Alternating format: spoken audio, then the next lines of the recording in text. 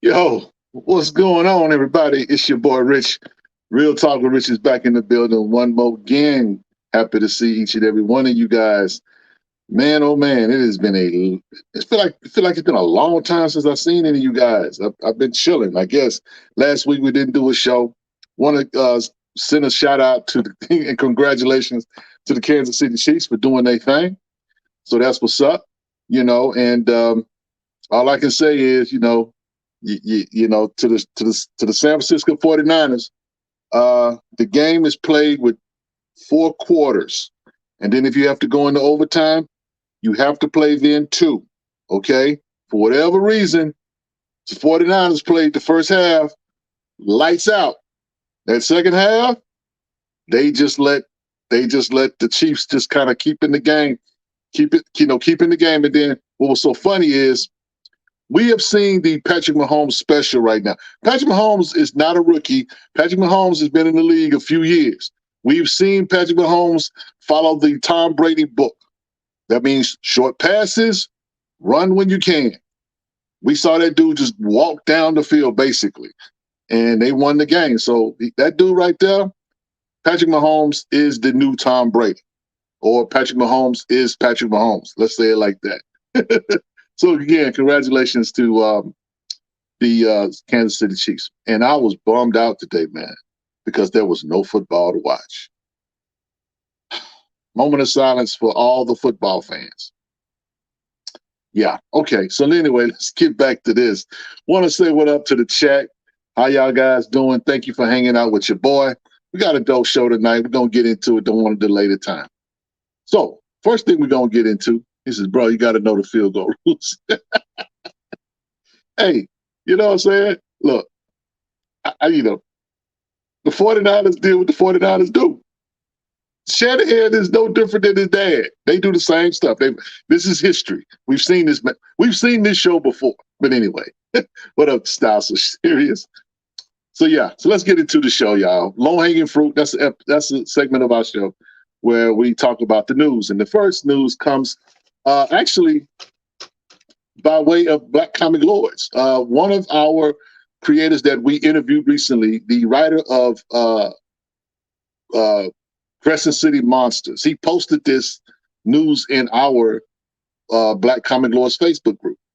ICV2 announces ICV2 Direct, a new platform for sales direct for publishers to stores. This is big, guys, especially if you're a Black independent creator and you want to do something with your IP. ICV2 is launching ICV2 Direct, a new platform for sales direct from publishers to stores, the company announced. On ICV2 Direct, retailers will be able to order from multiple publishers with a single account on an easy-to-use platform. ICV2 will process the orders, send the orders and payment to publishers, and publishers will ship retailer orders directly out of their inventory to stores. It says here, Milton Greek, the CEO, says, we started working on ICV2 Direct during COVID, and we're proud to finally bring it to market. It's been clear for some time that the supply chain for game and comic stores has a problem with backlists, lesser known or limited quality products that may not be as profitable to stock at distributors. More and more publishers are building the capacity to ship directly to stores. We're launching ICV2 Direct to help retailers to look to source those products in a convenient way and help publishers looking to connect with retailers that can sell their products. Thousands of stores and hundreds of publishers visit ICV2 for daily business news, and we're going to help connect them in a new way that will benefit the entire industry. I had a conversation with a creator, and he wanted me to try to help him get his book in a store here locally here in Fort Worth. And I said I would, and I made mention of it to it. I did what I could. I don't know if he was able to connect with him or not. However, this will help expedite that process, if I can say it like that. Again, guys, if you are out here trying to sell your book out the trunk of your car or whatever, this is a way that you can help get your book, if it's a lesser known product, into a stores. You can have your book sitting right next to Marvel and DC and Image and Dark Horse, IDW and Valiant Books. So please, guys, check out this. And again, shout out to the author of Crescent City Monsters. He brought this to our website, not to our website, but to our Facebook page. I wanted to share the news here because I think that's pretty dope that they're doing that. They're trying to do everything they can. There he is, Mr. Newton. They're doing everything that they can to help. And this is, like I said, this might be a game changer for a lot of guys. You know, again, Kickstarters are fine. Kickstarters are great. But you might want to, you know what I'm saying, take advantage of this new opportunity that ICV2 is Direct is making happen. So that's what's up. Anyway, let's go on to our next article. We have a CBR article talking about Blade's daughter teaming up with Dracula for Marvel's Blood Hunt. Now, guys, let me tell you something. Blood Hunt, which was happening in basically the summer, this is going to be the summer event of the year, from what I can tell. Okay? This is going to be huge. It's not going to be a little, you know, a couple of issues here. This is going to be a major event, looks like. It's shaping up to be. But Blade's daughter is going to be a part of this. And so the article says that Bloodline, the daughter of Blade, will team up with the infamous titular horror icon Marvel's upcoming Dracula in Blood Hunt. Dracula, the Lord of Vampires, will team up with Bloodline, the daughter of his arch nemesis Blade, in the Marvel Comics' upcoming Dracula Blood Hunt tie-in series.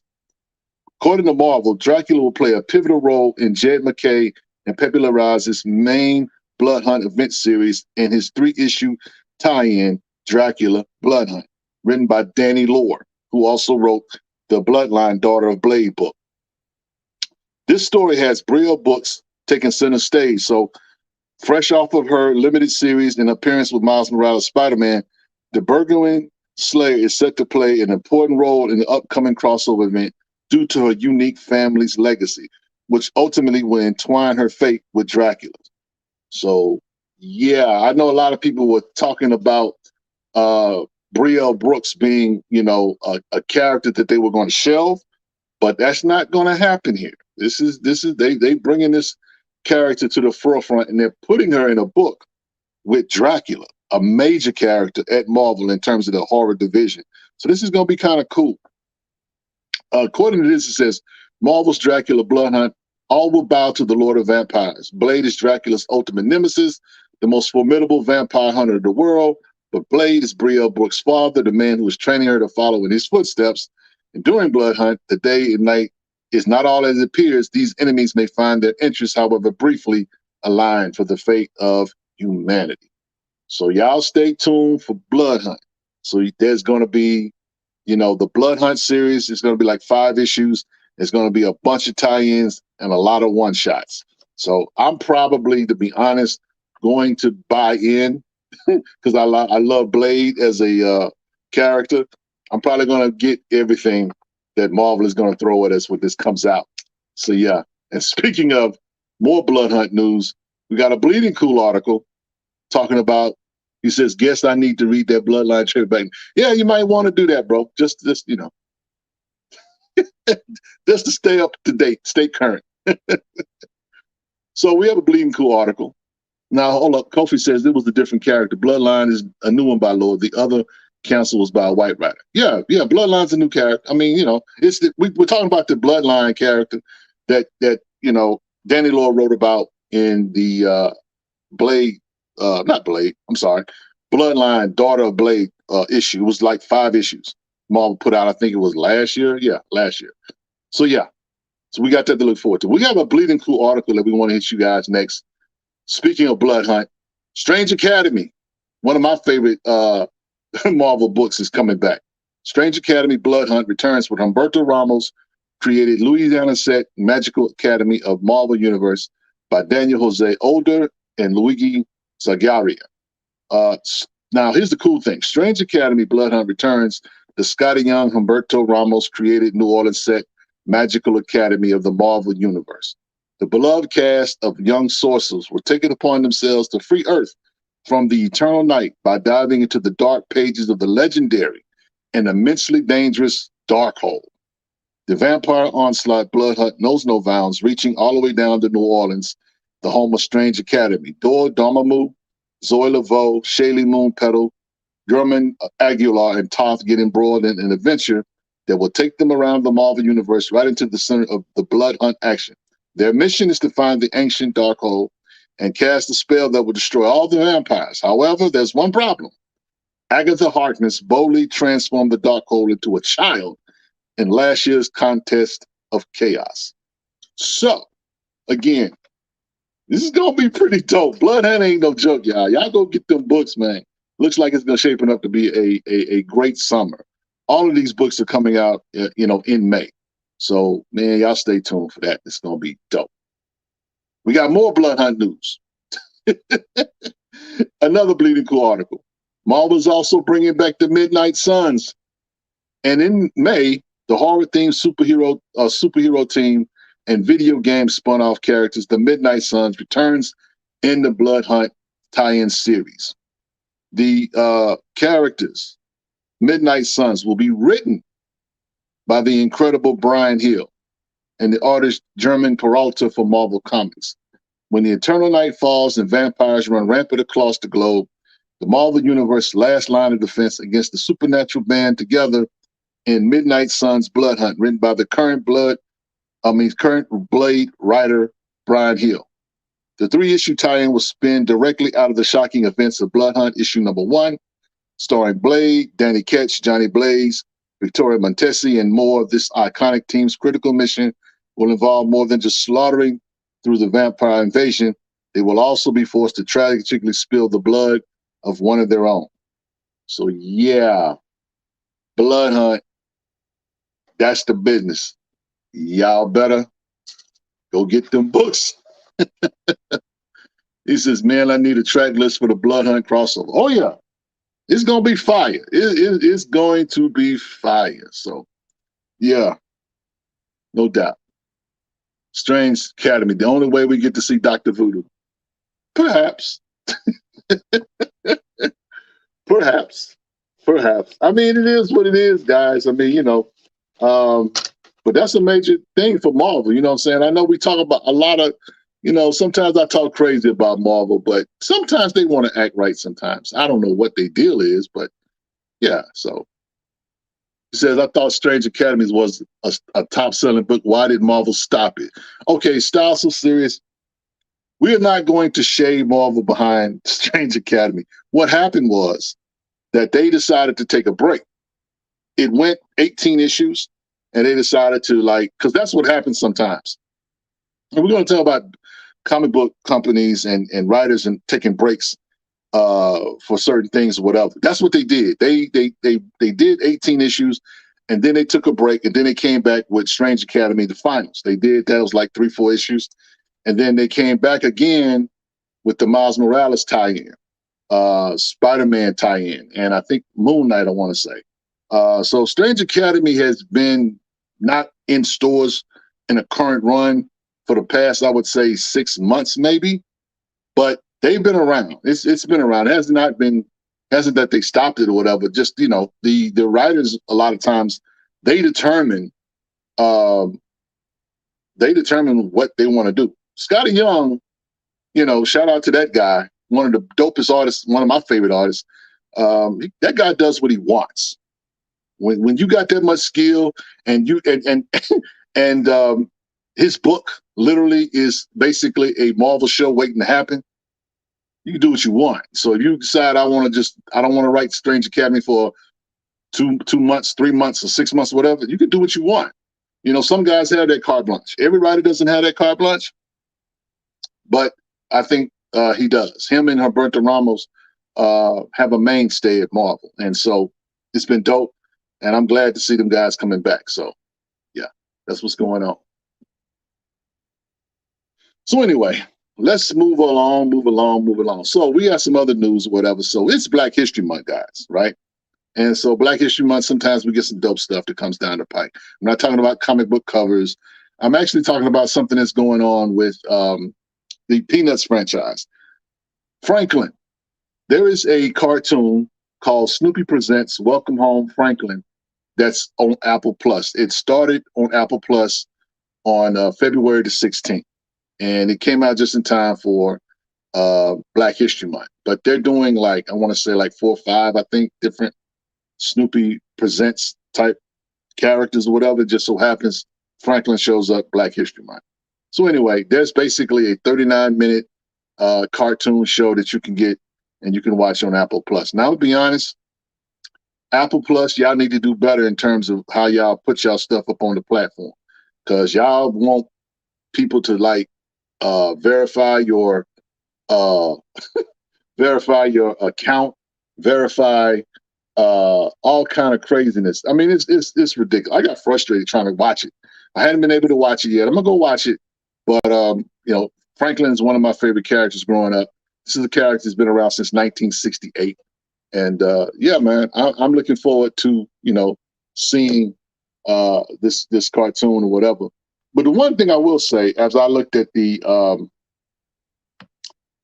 cartoon or the trailer for it, was it's almost like he's a whitewashed, or I should say, a black washed Charlie Brown. That's what it looks like from the cartoon aesthetic, because basically he's Charlie Brown with hair. Dark-skinned Charlie Brown. And I'm hoping that they did a little bit better by that character. They've been shading that character for years. But this is supposedly be a nod to the character. He's considered, according to some articles, as the level-headed Peanuts character. Linus got his blanket. Lucy's just crazy.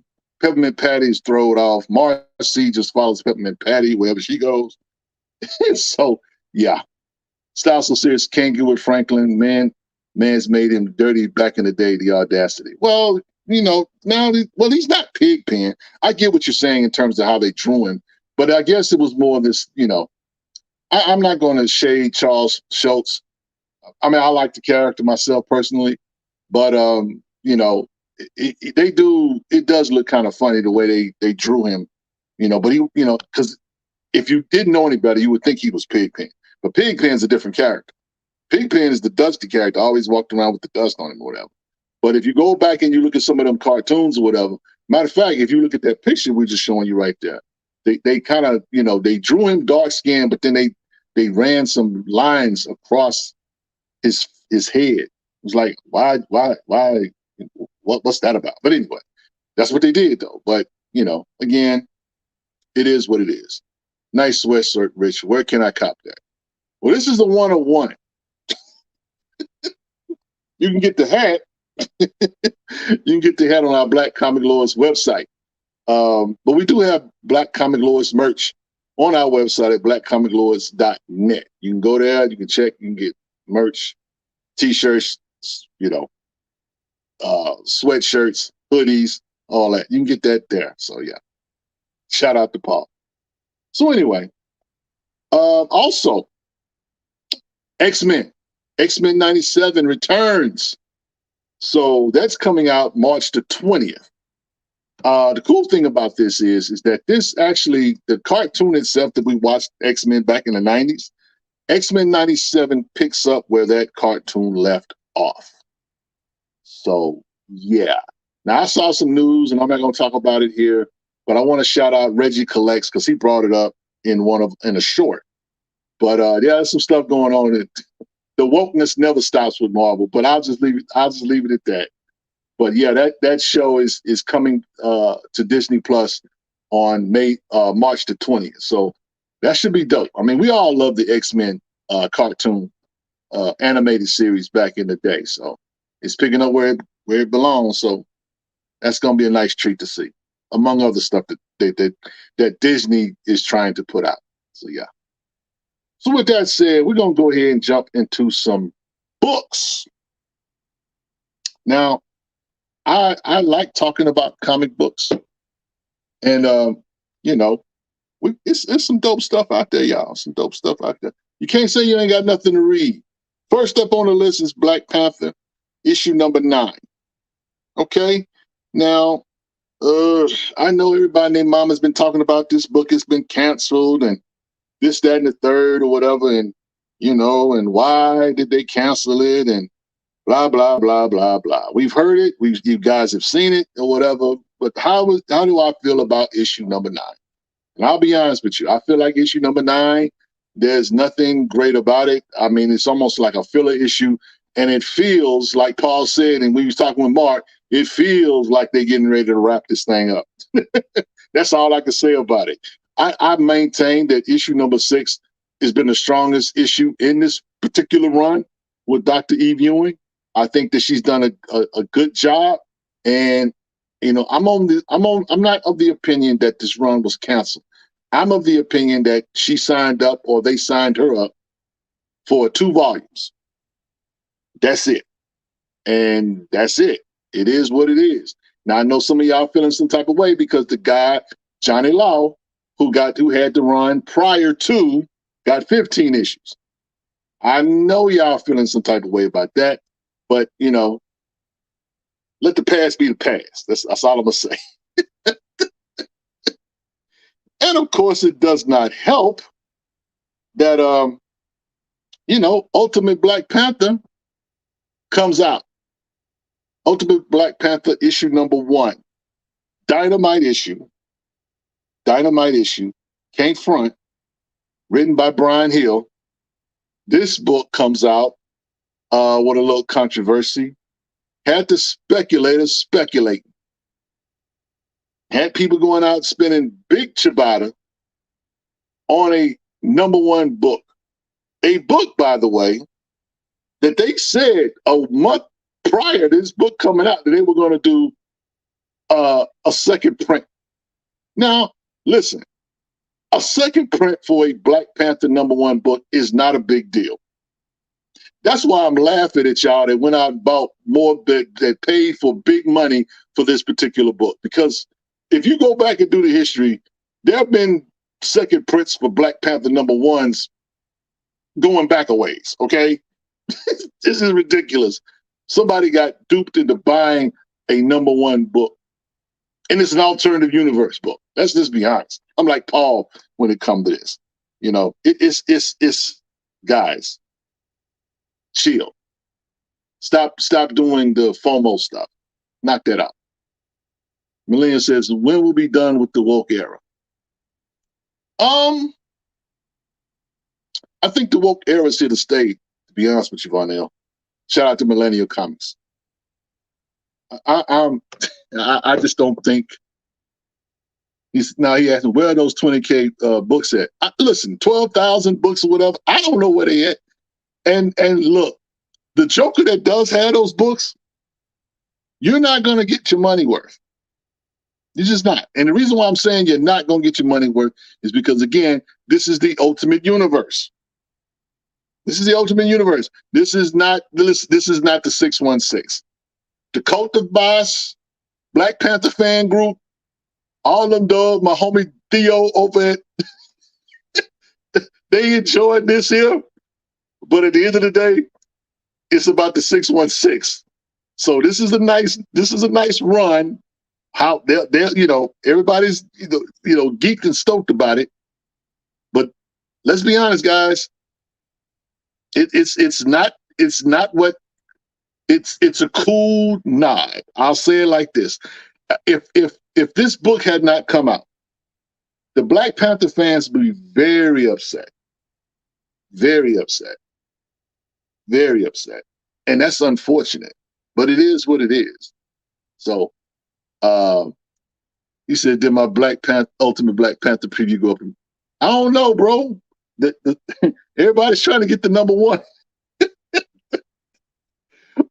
The first print. I don't know why, but it's I'm just like, bro, the comic book fandom cannot be this stupid.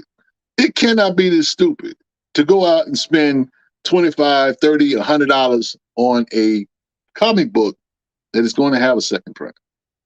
But, everybody, speculators had nothing to speculate on and whatever, and so this happened to be the book.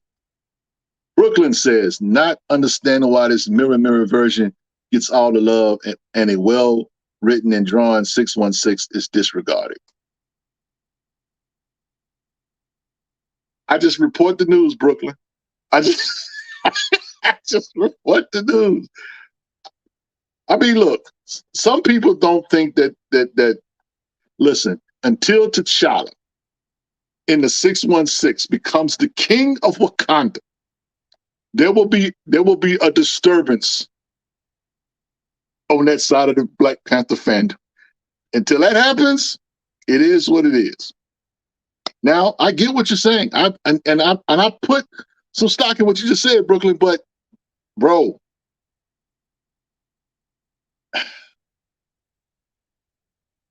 I had a conversation with Paul Herschel, and I told him, I said, man, do you think everybody's loving this Black Panther run written by Dr. Eve Ewing because the previous run was so terrible? And are we appreciating this? And because let's just be honest, there have been people who have there has been some criticism for that volume, but it has not been overtly. It's been kind of like, real subdued. It ain't like how y'all did John Ridley. I'll say it like that. But, it is what it is. Now, Jay asked a question, said, do you think Brian Hill is going to get to put for the main Black Panther if Ultimate stays good? And we know what he's doing with Blade. Jay, that's too much like right. That's too much like right. I would want him to. That's the guy. Listen, when Patrick, I'm bringing back football. When Patrick Mahomes came in the league and started throwing that rock around and couldn't nobody stop him, Brian Hill is the Patrick Mahomes of comic book writing right now.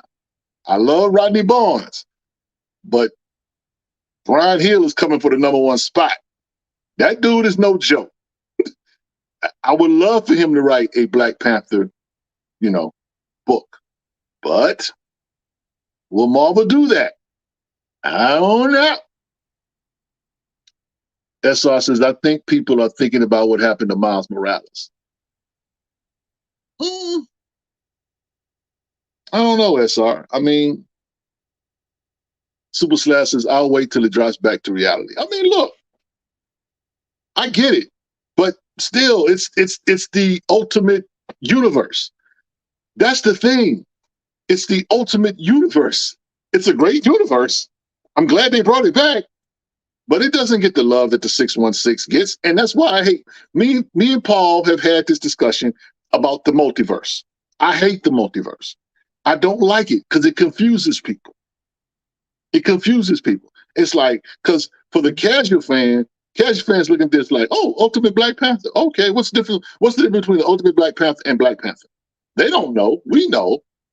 But most casual cats don't know, don't care, and wouldn't, somebody will have an argument about this being the better Black Panther. I don't know. I'm looking forward to the story that Brian Hill is going to tell. And the spec stuff, I will say this. I'm glad I got me a copy. That's all I'm going to say. Now, Styles So Serious says Ultimate Spider-Man #1 got a third print.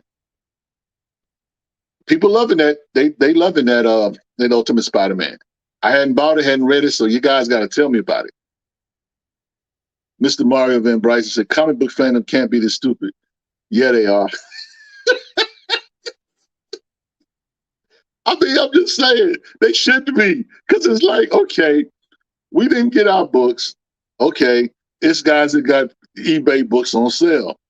Hey, let me think about it, guys. The news dropped that 12,000 issues were missing. The people that have eBay channels or eBay stores, they just like, man, it's time to cash in. And they did. I ain't mad at you. Get your money. Get your money if that's what y'all want to do. I just know that, Marvel's like, we're going to do a second print anyway. They've known about these books been missing for a while. But it was a second print was going to happen regardless. They do second prints. Black Panther second prints is not no big deal. That's par for the course. There's enough Black Panther fans and enough Black Panther fandom that a #1 will automatically generate a second issue. So, a second print. Herschel says speculators are helping the market. Why folks are upset with free Black Panther hype?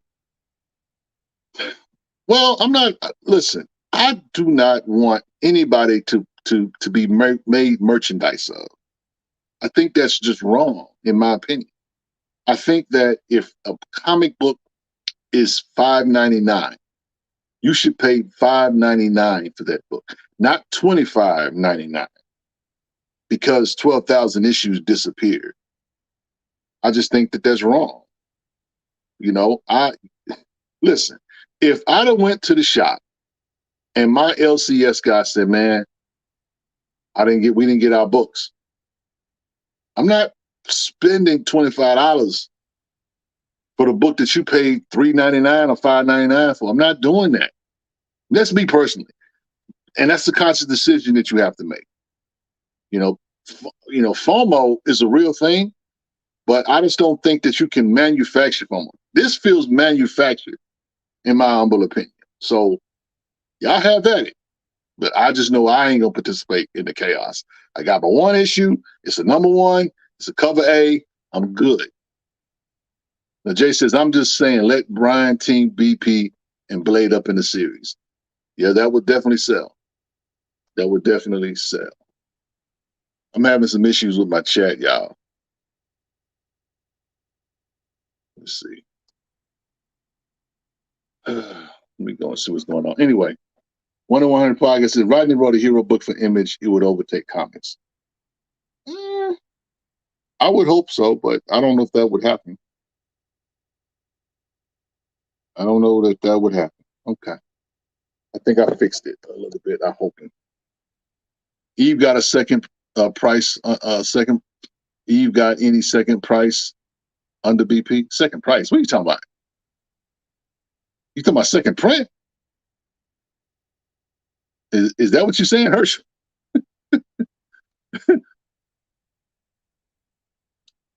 He said those 12 styles are seriously crazy. He said those 12,000 Black Panthers are in Universe 199. That's dope. Yeah, that's where they are. They fell over there. Why spend 25 when you can read the book digitally until the second print comes out? That's my thought. Because guys are talking about the book, but there has not really been a whole lot of spoilers that have been going online, because I think people recognize and want to respect the fact that everybody doesn't have the book. So, I mean, the comic book fandom has a little sense, but it just loses its mind over the price of these books when these guys. Because what upsets me more than anything, right, is the fact that, okay, Black Panther comes out, all right, and all of a sudden white people want to talk about Black Panther. And I talk about Black Panther because it's a dope character. It's been a dope character since 1966. He's talking about Black Panther because of speculation's part of it. But shout out to Brian Hill for being a dope writer, because I saw a channel do a Black Panther review on the book, and they thoroughly claimed that they enjoyed it. Shout out to them. However, you will remain unnameless because you're going to say some crazy stuff about a Black writer or a Black character in a couple of days. So you don't get a pass, and you don't get a invite to the cookout. Matter of fact, you can't even get a soda. So miss me with all of that. Mark Robinson says, Ultimate Spider-Man is okay. It didn't blow me away. It is well written for a book that wasn't exciting. Ultimate Black Panther was a very intense read. Yep, that part. Very, very good first issue, man. I enjoyed it. And when I got my copy early. And Paul was like, wait a minute, how you get your book early? And I was like, I got connections. I know people. So, yeah. And I just posted that book was fire. And it was, you know what I'm saying? I was happy to see it. This could be the script if we want to get a new T'Challa. Hey, bro. Brian Hill's laying out there. He's laying it out there for everybody. He's laying it out there. Yeah, Styles says not a soda. No, I mean, I just, some of these guys in these YouTube streets, man, they gully. I don't like messing with them. So, since Brian is a really cool guy, I had a chance to interview him. That's what's up. I mean, look, we can go on and on about Brian Hill. That guy's talented. And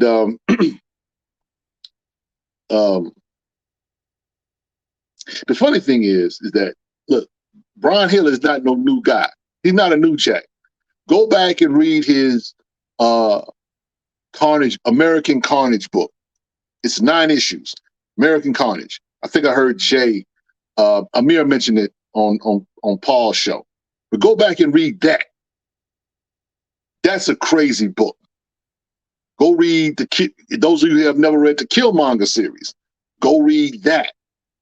That guy been John Blaze. Go read, if you want a DC book to read, go read the Batman and the Outsiders, the last volume of that he wrote. Go read that. That dude been good. So, yeah. He that guy there, man. So anyway, let's move on. We can't be the only Black Panther books. Let's talk. let's talk Night Thrasher. So, shout out to Marvel Comics for bringing back a 90s character. Night Thrasher, or as the lovely Angelique Roche refers to him, as Black Batman. Shout out to Angelique Roche. Angelique Roche out here in these streets doing her thing.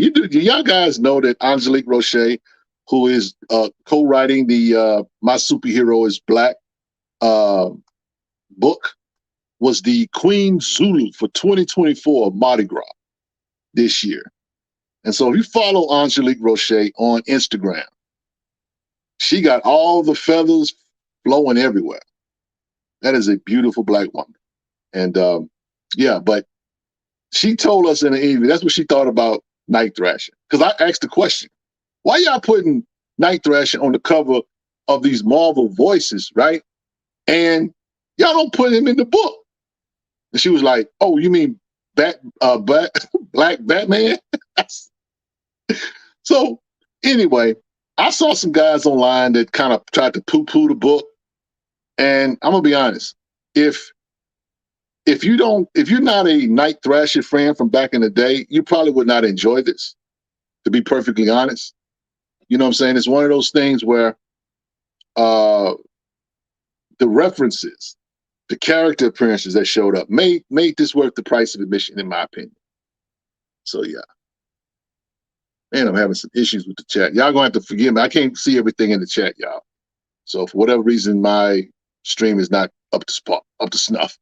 But Pericles says, still not feeling who made the villain in Night Thrasher, even though I like their new look.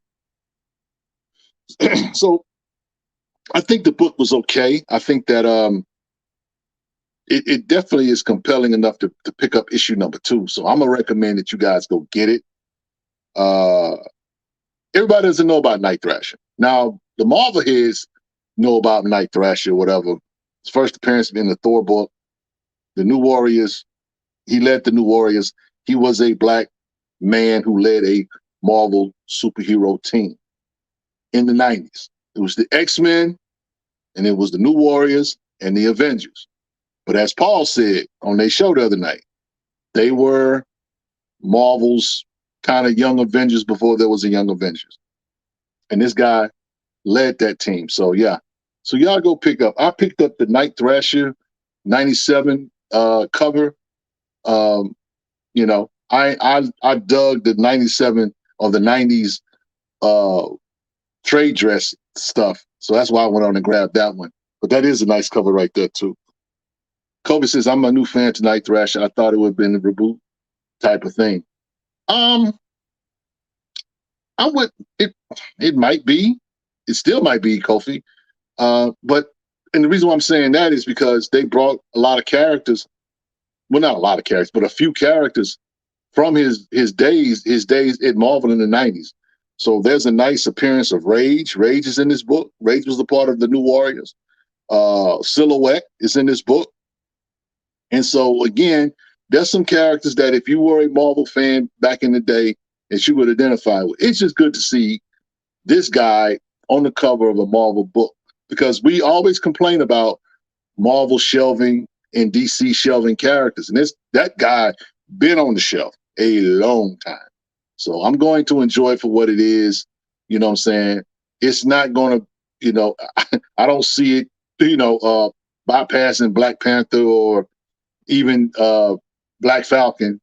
But, you know, it's a nice book to just pick up either way. Brooklyn says, I'm hoping for this to be an opening for the comic version of 3 the Hard Way, Night Thrasher, Rage, and Blue Marble. Boy, look here. He just put Derek, I need you to make me big. He just put a smile on my face. Brooklyn, that would be dope. That would be dope. That would be dope. And you know who I'd let write it? I'd let David Walker write it. Oh, man. Yeah. That's what's up, y'all. So anyway, shout out to Night Thrasher. So our next book, what we got, Derek? Blade. Speaking of Brian Hill, this has been a dope book to read. Man, you know, issue number 8, and it was good, man. I love this build up of this story with Blade. You know, and I don't know how Brian Hill negotiated his contract to write this book, but clearly he told them that he needed some time, because he's cooking this thing. He's cooking this thing up, bro. He's cooking it up. He's cooking it up.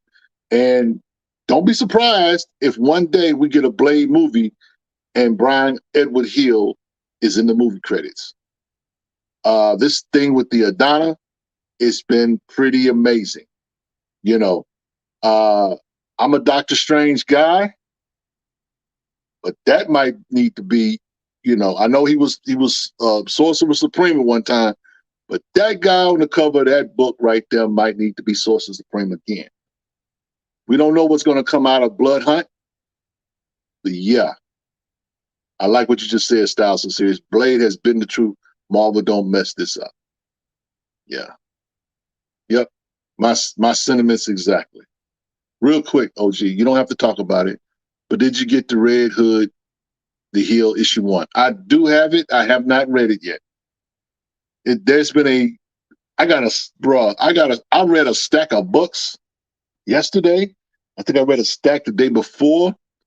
I've read some stuff, bro, but that I do have it. I do have it. I'm going to talk about it maybe next week. But yeah, I already know. I already know it's fire.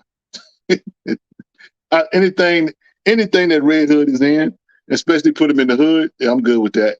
I'm here for it. Now, Herschel says, until Blue Marvel gets off of raw shells for $4.99, y'all can let Blue Marvel go. Boy, that's just disrespectful. Stop it. Y'all stop it. Mr. Vile Van Bryson says this Blade series has been fired. I am pleasantly surprised. Yeah. Jay says it's going down in issue 10. Well, we'll see. I'm looking forward to it, man. I mean, I just really been just enjoying the fact that we have multiple Black books at Marvel on the shelf. That's been fun. That's been fun just to see. Kofi says it's better than the last volume where they made Blade half white. Well, Marvel's good for a troll or two. But again, I just think that Brian Hill, when he made his pitch to write this book, he told him, he said, look, y'all need to let me cook. And that's what this dude has been doing. This dude has been cooking up something great on their behalf. At some point, I hope Brian Hill, gets to do his own thing. And what I mean by his own thing, just kind of like Rodney Barnes has his own IP and stuff. I would like to see what that dude could do on the independent side. And Seriously Black 7 says, I truly appreciate genuine love and support original characters who have been canon yet on the shelf for decades. Keep educating the masses. That's what's up. Appreciate you. Thank you, sir. And Blade is one of those characters. A storied character. The Blade Omnibus just came out, matter of fact. You know what I'm saying? All the Tomb of Dracula stuff, the volumes of Blade, you can go get that now. Gonna cost you $125, but you can go get that if you don't want to go get the floppies and all that good stuff. Jay said, would you say that this is the elevation of Blade that you wanted to see? I say that it's the elevation I didn't know I needed to see. I'll say it like that. Because what the crazy part is, you can go to Marvel Unlimited, and there's a 3-issue Blade story that is the warm up to this Blade book that we got now. They had some plans for Blade for a minute, and I just think that with the movie jacked up the way it is, this was supposed to all drop the same time, but the books has outshined the hype. You said, wait, Blade was half white. There was their mistake. Somebody at Marvel was trolling, bro. So, but I just think that it has been good because I think it's written by a guy who really likes and loves the character. I think that when a writer has time, as me and Paul and Herschel and Derek and others talk about books that get canceled early, or writers not having enough time to flesh out a story, it makes a difference. You know what I'm saying? It really does. It makes a difference. And because I can't see the story that they're doing now, Blade is up to 8 issues, but could you imagine this story in 5? I don't think you can, because it would feel rushed. Each issue feels like a true build up to the next issue.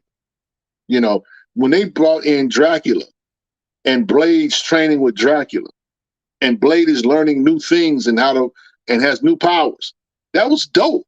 And then they're finna follow this all up with a crossover this summer with Dracula and Brielle Brooks' daughter. I'm here for that. So somebody over there and Marvel is doing something right. I don't know what's going on in the Black Panther room, but somebody's doing something right over there. He said, will there be any black characters in Fantastic Four now that the casting has been set? I doubt it. Might be a black villain. You know, Marvel been propping up black villains for a minute. They race swapping them. You know, we were kind of joking about that. You know, the last few major villains, have been black. You know, what's the guy? The guy in what's the movie? Well, you had Secret Invasion. The guy was black. The villain was black. Gravik was black. In Guardians of the Galaxy Volume 3, that guy was black. So, been a lot of black villains been popping up, you know what I'm saying, for whatever reason. But I don't know. I mean, I'm happy that they finally settled on a cast for Fantastic Four. I'm hoping that they do something. You know, back in the day, shout out to Amir. He talked about on his podcast, 1 in 100 podcast, talked about how it looks like it's going to be a time piece or a period piece. Hope that they take it back to the 60s. That would be dope. That would be dope. And maybe we get a reintroduction of Black Panther. Maybe we get a reboot. But that's too much like, right? You know, everybody's looking at Secret Wars as being the reboot for Black Panther. But I wouldn't mind seeing, you know, a Black Panther reboot through the Fantastic Four. So Mark Robinson says the summer's going to be a big vampire summer. Yeah. I hope Rodney Barnes can get in on some of that goodness as well. Kofi says, remember a vampire featuring Blade happened in the Ultimate Universe a while back. Good read. Okay. I might have to look for that. For real. So I'm glad Fantastic Four will take place in the 60s, will also be a big setup for Blue Marvel. Well, we're going to keep holding on. We're going to keep hope alive when it comes to Blue Marvel. So, yeah. What other book we got up, Derek? Our next book, Outsiders. DC book. That cover on the right, that is the Black History cover. That's the cover that I picked up. You know what's funny though? The funny thing is that Black History cover actually is a jacket, because that cover on the left is the first page of that book. So you kind of have like 2 in 1 almost. But yeah, Outsiders has been a dope read. It is not a superhero in the sense of a superhero book. It is a book basically where these 3 superheroes, Batwing, the drummer, and Batwoman, go around the world and just, investigate certain events and certain things happening. It's a very interesting take for superheroes.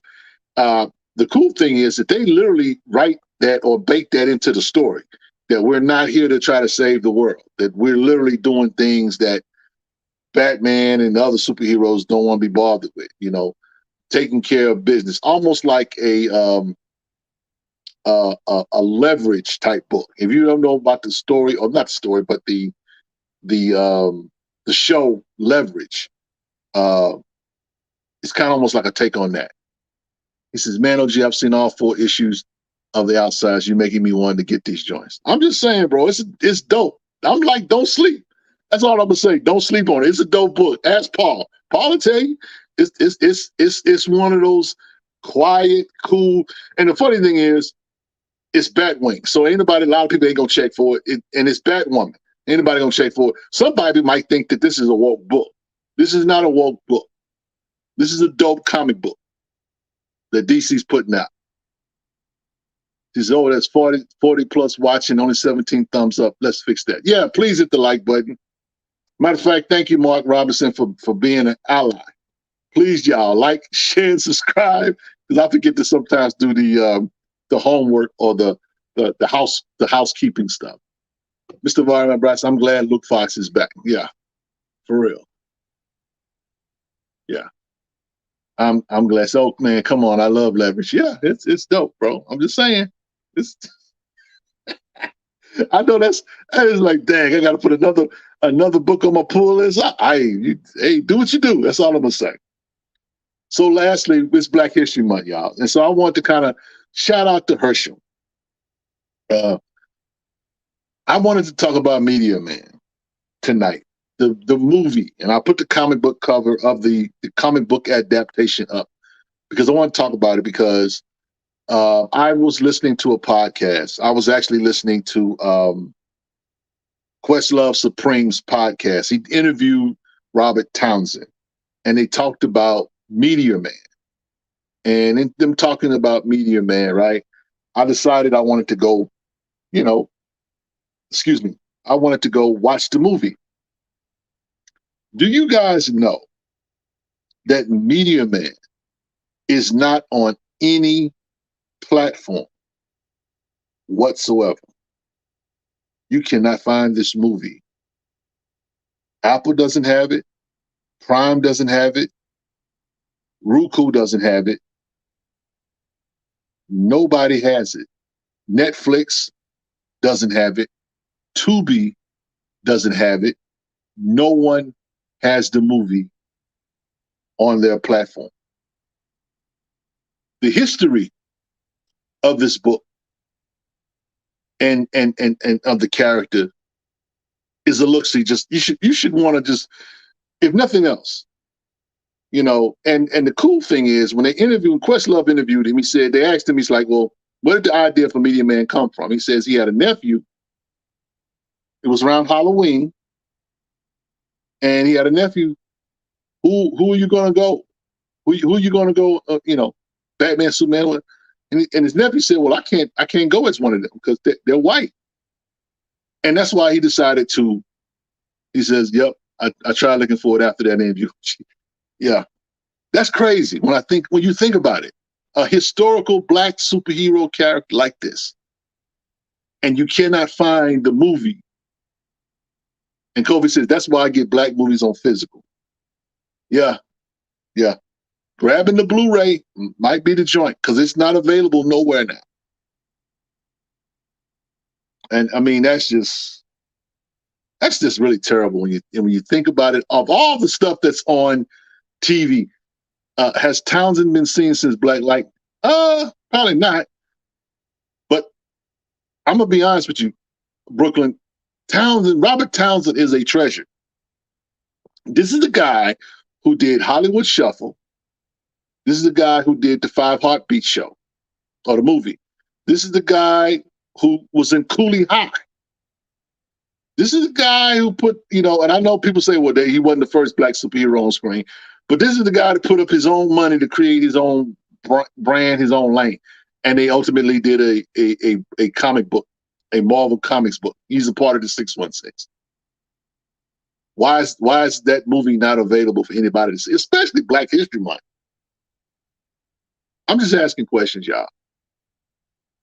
And so again, he did the show Parenthood. He's this dude has been doing his thing for decades. And one of his treasures is just not available. I'm like, God, dog, why? I don't understand it. But this is where life is, y'all. Then I gotta go get the Blu-ray. I'm just saying, bro, it's not available. It's not even on Tubi. But we found out that Fox owns Tubi now. All you black folks that been cutting for Tubi, y'all about to see the whitewash of Tubi. That's all of a sudden. Don't take my word for it. Just watch that content change on y'all. That's all I'm gonna say. But yeah. So anyway, he says I wouldn't trip. It's gonna pop up. Companies are shopping it for streams. I mean, I don't know if that's the case, but all I know is that this book, I mean, this story or whatever is not available now. And yeah, they may be shopping for it. I don't know. All I know is that it should be available. I'm just saying. Somebody should have it. You can go watch Jason Lyrics. You can go watch Dead Presidents. You can go watch Boys in the Hood. You can go watch all of these different shows I'm just naming. Just off the top of my head, you can go watch any. You can go watch Five Heartbeats. He's got listen. I stream my stuff through Roku, and you can actually enter in an actor's name on the search engine, right? And he said, "Are we doing Hollywood Shuffle?" You could do a search for the actor in Roku. His name comes up. Media Man is not even listed.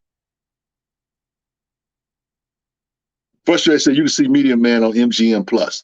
Well, here's the thing about that, Frustrated. How many people got MGM Plus? Plus, when I actually tried to find it, the only thing I could find was the trailer on YouTube. So make sure that that's where you can see it, because the MGM Plus trailer is available on YouTube, but it's not available anywhere. I'm just saying, you know, and that's the thing I don't like about the new streaming type deal, because it's like, I want to see a show. Now I got to spend X dollars to go see it. Then if I want to watch it, then not, you know, watch it during the trial and cancel it. How many times you guys have done that? You want to see something on a particular channel, whether it be Paramount, whether it be you know, what's the NBC one?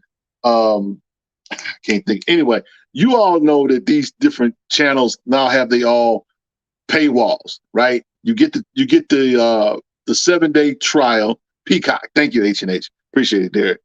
You get these trials, right? They're good for like 7 days, and then you let it lapse, and then they hit your credit card, and before you know it, you got to pay for it and you're watching a bunch of content, or you're paying for content that you're not even watching.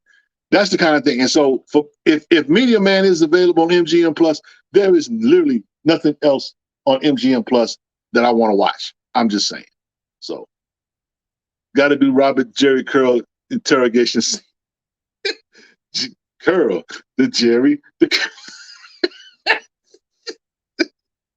Listen, Hollywood Shuffle is a classic. I'm just gonna say it just like that. It's a classic. Love Robert Townsend, man. And again, this we talk about Black History Month. You know, this is one of the pioneers, one of the icons that we need to salute this dude. You know, Media Man is a bad movie. I'm not bothered. However, there are tons of bad movies, white ones not available. But Eminem was corny, and I don't get it because he's not. Well, I'll just say it like this. It is corny, but it's our corny, Mark. It's our corny, Mark. That's the thing. You know what I'm saying? That movie had Robert Townsend in it. It had Sinbad in it. It had Bill Cosby in it. It was an all-star cast. Big Daddy Kane was in it. I mean, it's one of those things that you kind of like, you know, growing up or whatever. It's a part of your lexicon, if that makes any sense. It's a part of our fandom. It's not going to be available because Bill Cosby is in it. They don't want to pay him royalty, and you should know why. You know, I like that comment, Eber, but I don't like that. Speaking of which, guys, you know what I'm saying, please support the channel. Hit us with a super chat, you know, $1 here, $2 there, whatever. Support the channel. Y'all got to bring me up now. My man just brought me down to reality. Yeah, had Luther in it. Luther Vandross was in it. You know, icons. I mean, look, it was a bad movie, but it was our bad movie. It was so terrible it was good. I'll say it like that. Marla Gibbs, James Earl Jones, Eddie Griffin, all-star cast. All-star cast. Can we really hate on that? We got to celebrate that. You know what I'm saying? It is what it is. Said that memorable Robert Townsend show opened with MC Hammer, Heavy D, and the Media Man cast was a classic opening. Don't forget, Naughty by Nature was in there. Cypress Hill was in the movie too. I mean, bro, classics. He said, I know I spent money in the theater to see Media Man. I tell you what, Mark, I bet you laughed. I let you laugh. You had a laugh somewhere in that. Yeah. But anyway, man, shout out to Shown Off Rich, Bad Can Be Fun. Yeah, Don Cheadle. I mean, look, it goes on and on and on. So shout out to Media Man. Shout out to Robert Townsend. That's what's up. So with that, guys, we're going to go ahead and he said James Earl Jones, the high top fade. We hits harder than the post cat wins. Yeah, that high top fade he had in that movie was you almost forget that was Darth Vader. The voice of Darth Vader acting around clowning like that. Yeah, even Benson was in it. Robert Guillaume. Yep. That's what's up. So look, we go way better than Steel. Yeah, bro, you know what? Shout out to Shaquille O'Neal. Yeah. That's all I'm gonna say about Steel. With that said, guys, we're gonna go ahead and take a commercial break. When we come back, we're gonna get into some Rich Recommends. And you know, I got a couple of books I want to put you guys up on. So we're gonna just break right here, get you guys a drink, snack, whatever, stretch your legs, hit the John or whatever. We'll be back in a few. We're gonna talk recommendations.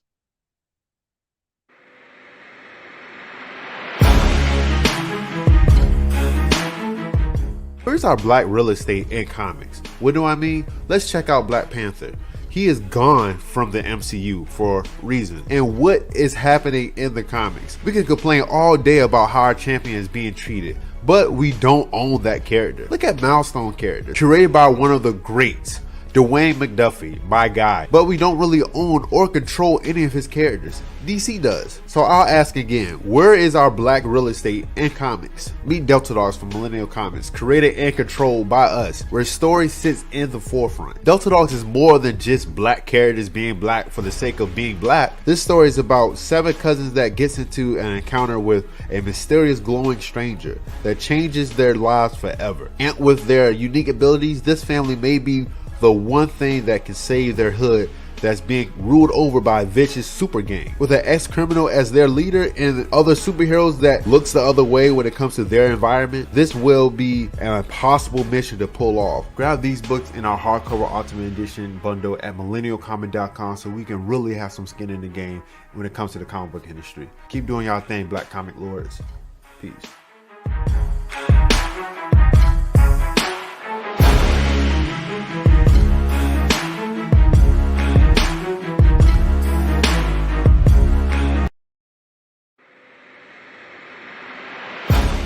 What's up, comic fam? It's your boy Paul with an exclusive look at a dope new section of our blackcomiclords.net website.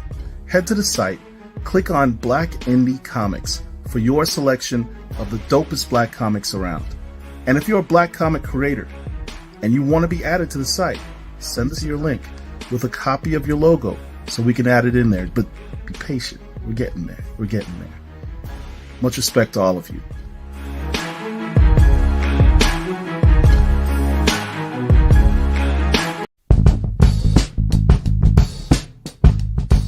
This week in Black History, Black Comic Lord celebrates the artistry of Dennis Cowan. Dennis Cowan is a comic book artist with a flair for naturalism. If I didn't know any better, I thought the brother lived and breathed in brick-walled alleys, inhaling the pollution of the city streets and exhaling with pictures of agony and anguish. You see, it's hard to describe Mr. Cowan's art, so I'm forced to use a ghetto analogy. Dennis Cowan's art is like fish and grits. It's not first on the menu, but you're glad you spotted it. Visually, it tastes good and your eyes will be filled.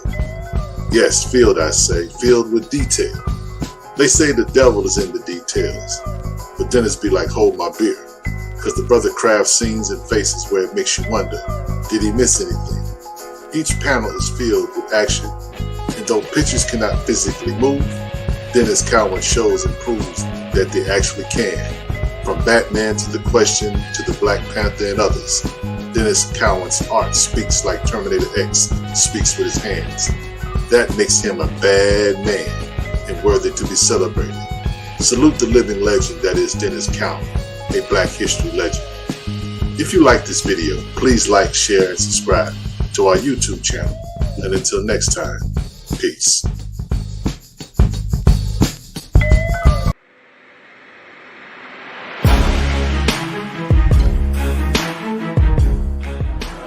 What's up, everybody? It's your boy Danny J. Quick here with Ace Blade Comics. We got 6 issues of Ace Blade, 1 through 6. The 7th one is now live on Kickstarter. We could definitely use your support. We also have titles like Scarlet Ranger 1 and 2, created by Roland. We got Harlem's Renaissance and The Ballad of the Black Rose. And we got Lumberjacks 1, 2, and 3, which is about an Ethiopian prince who is displaced, and he has this necklace that gives him superpowers that he inherited from his grandfather. But he has to go through several trials to unlock the powers and abilities. So definitely check us out. You can find us at Fourth Wall Productions, fourthwallpros.com, and like I said, on Kickstarter right now. So I appreciate y'all, Black Comic Lords. Thank you for the support, and thanks for doing the right thing for the community.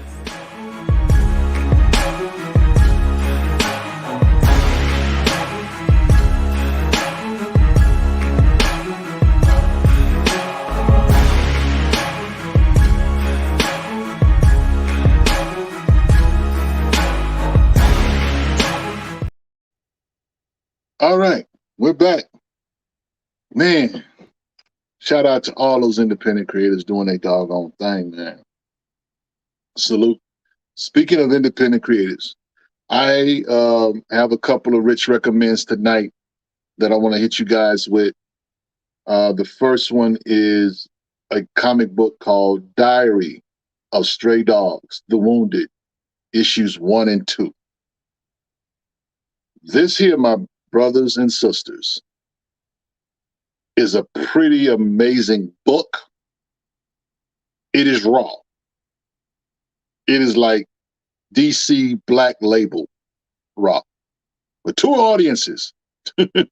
It's pretty gritty, but it's a dope story. It's a story about a crew who basically just kind of I guess they kind of like mercenaries. And they go in and they do, rescue missions, and they just a lot of wet work. That's all I'm gonna say. But this story, Diary of Stray Dogs, The Wounded, is written by Nigel Lynch and illustrated by Juan Carlos Francisco, and is published by Beyond Caribbean Publishing. This is a company out of Barbados, so shout out to the Caribbean. I had a YouTube, a Black Comic Lord, I'll say it like that, guy just kind of hit me up. He said, Rich, I want to send you some stuff. I want to tell me what you think about it. And I loved it. I gotta say I loved it. It's pretty dirty, but 2 audiences only. But I gotta say I enjoyed the story. Action-packed. If you are an action-packed story guy, if you're a type of person that you really just want to see get me to the action, I don't care about a person's feelings, emotions, and all that stuff. This is the joint right here. So yeah. But yeah, Stray Dogs, independent, Black, creative, whatever, so it's all right here for you guys.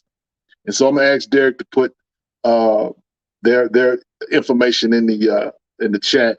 So if you guys want to pick up something pretty dope, these are 2 books that you can get on Indie Planet, and then Frederick Little's of Wise Acres Comics on Instagram is where you can go to pick this up. Pretty dope books. Okay.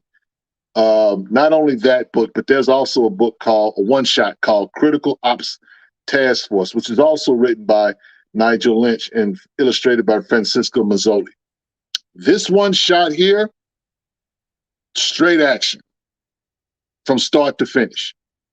Dope story, dope story. Wise Acres Comics. Man, y'all go pick this up. I'm sorry, this is written by Nigel Lynch and illustrated by Francesco Mazzoli. My bad. Francesco Mazzoli. That's the artist on this particular book. Art is pretty cool. It's gritty. But I'm telling you, I think you guys that love action comics, especially if you like mercenaries, merc type stuff, wet works. If you're a wet works guy from the 90s, you love this. And like I say, this is on Black Label level. So yeah, y'all go check this stuff out, man. Y'all want to cop some new independent John, go ahead and get this here. And I'm telling you, the next book is a book called Magnus, which is written by Frederick Littles and Devin R. Scott and illustrated by Bruno Abdias of Wise Acres Comics. This here is amazing. I'm going to just say it flat out. It is amazing. Y'all will enjoy this. It's got Orishas in it. I know my man Paul loves stories with the Orishas in it. But this is a coming-of-age story featuring a guy named Magnus who, coming into his powers, he discovers, he has powers. He reunites with his long-lost father, and they just do the doggone thing. That's all I'm going to tell you. And I'm just going to tell you, I'm recommending this because I really enjoyed this. That issue, that's a couple of the covers right there. It's a 4-issue book. I think the 4th issue you have to get on Kickstarter or whatever. But again, this is pretty amazing. This is written by Frederick Littles and Devin Oscott. Y'all, man, look, I promise you. I'm telling you. If you want something independent, dope, yeah. Y'all go get that. That's all I'm gonna tell you. I want people to understand. Go get it. That's all I'm gonna tell you. Go get it. You don't want to get a late pass. These books are they've been around for a couple of years. I'm surprised I've never seen this on my radar.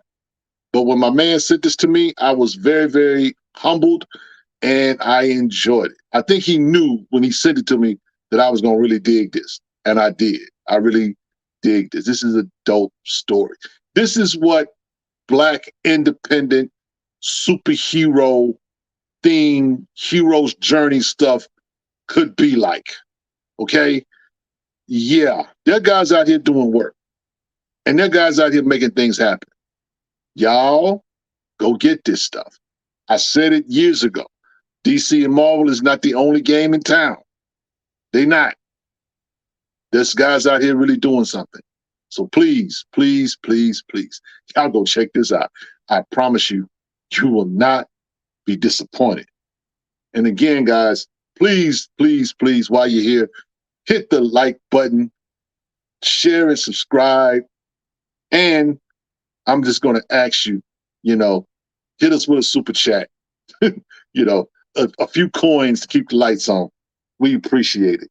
We appreciate it. With that said, we're going to go ahead and get into our Down the Rabbit Hole topic tonight, which is a topic that personally I am not necessarily excited to talk about, but I feel like it's something we need to discuss. Question is, why is the Black comic book community haunted by apathy? And this is what apathy means to some people. It's a couple of definitions up here. I want you to read them. Check them out. Apathy is the self-defense of the powerless. Not only is it the self-defense of the powerless, but the greatest danger to our future is apathy. When you and I begin not to care about what's going on in our fandom, when you and I begin to be cynical, we begin to really just not trust, just not have any faith toward what we're doing, and we don't enjoy what's been made available to us, that's a problem. And we need to talk about it, why it's a problem. Now, apathy in and of itself is when you just kind of check out. It's kind of like, well, it is just the way it is. And me personally, I have to point the finger at myself because I'm black pill when it comes to certain things. A person that's black pill understands and accepts the reality that certain things are just not going to change. And so if you know that there's certain things that are not going to change, what is the alternative? The alternative is to seek out what's really what it is that you want. As a Black comic book community, we put a lot of trust in Marvel and DC. We love these characters. It is what it is. Are we going to stop supporting Marvel and DC? Probably not.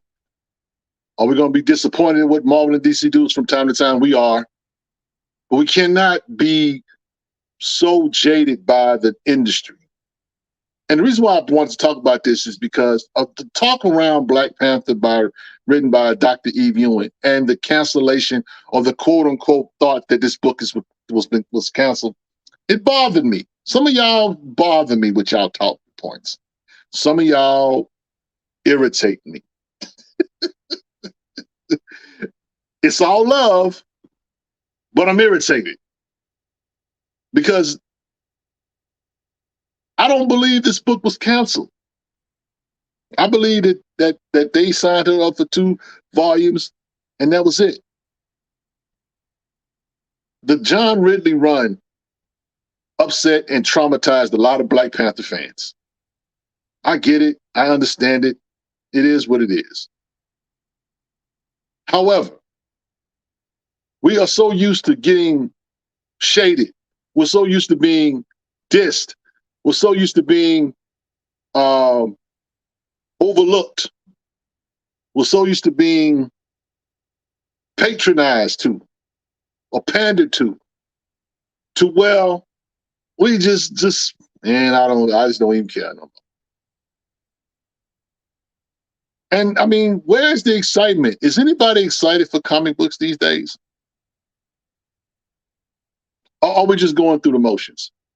We just talked about Black Panther, Ultimate Black Panther, Blade, and some other books. I forgot, I missed one book earlier that we were supposed to discuss, and it was my fault.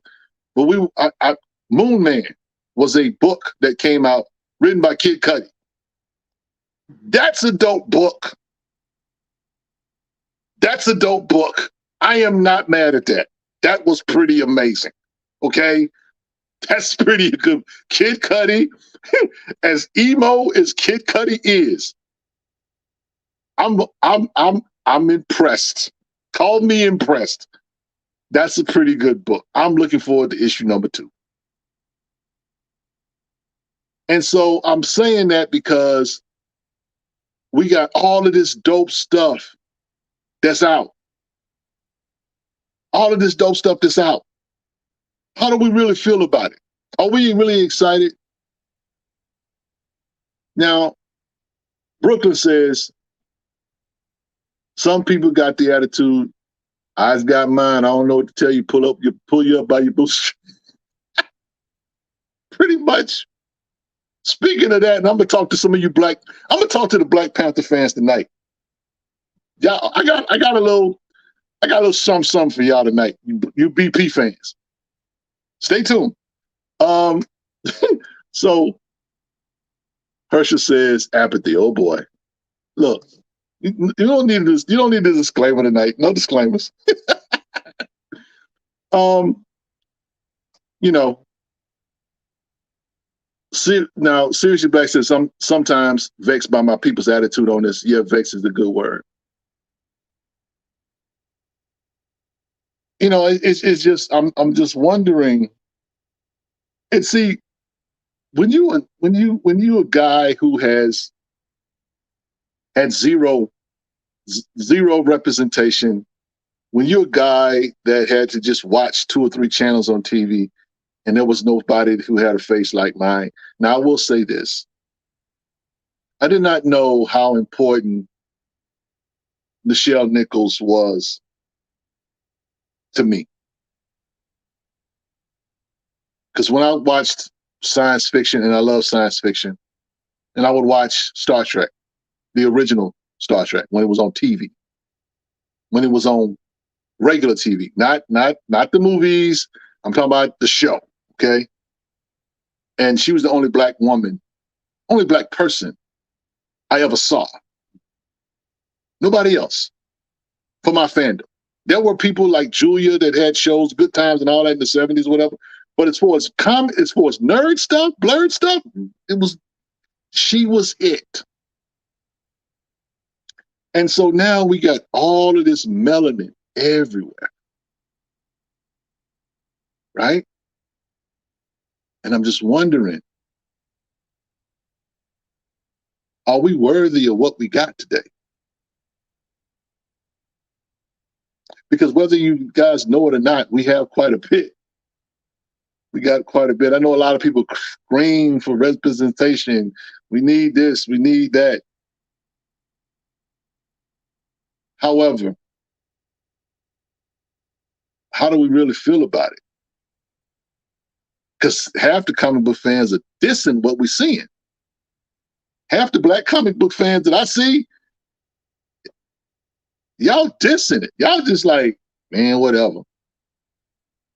I'm like, okay. It could be nothing for you to read, could be nothing for you to watch. All these dope artists, man, look, I ain't never seen so many dope black comic artists ever. It used to be just Billy Graham. And that was it. Now you got Ken Lashley. You can run off a whole list. Marcus Williams, Dennis. It is amazing to me. All of this good stuff that we have. And we still complain?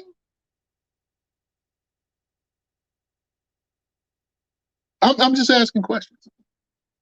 Now look, when it comes to this thing about apathy, now Seriously Black says, shout out to Dr. Martin Luther King Jr., the hardcore Trekkie that kept Lieutenant Hero from leaving the show. Yeah, clearly he had vision. Because if she had left the show, would there even been a replacement?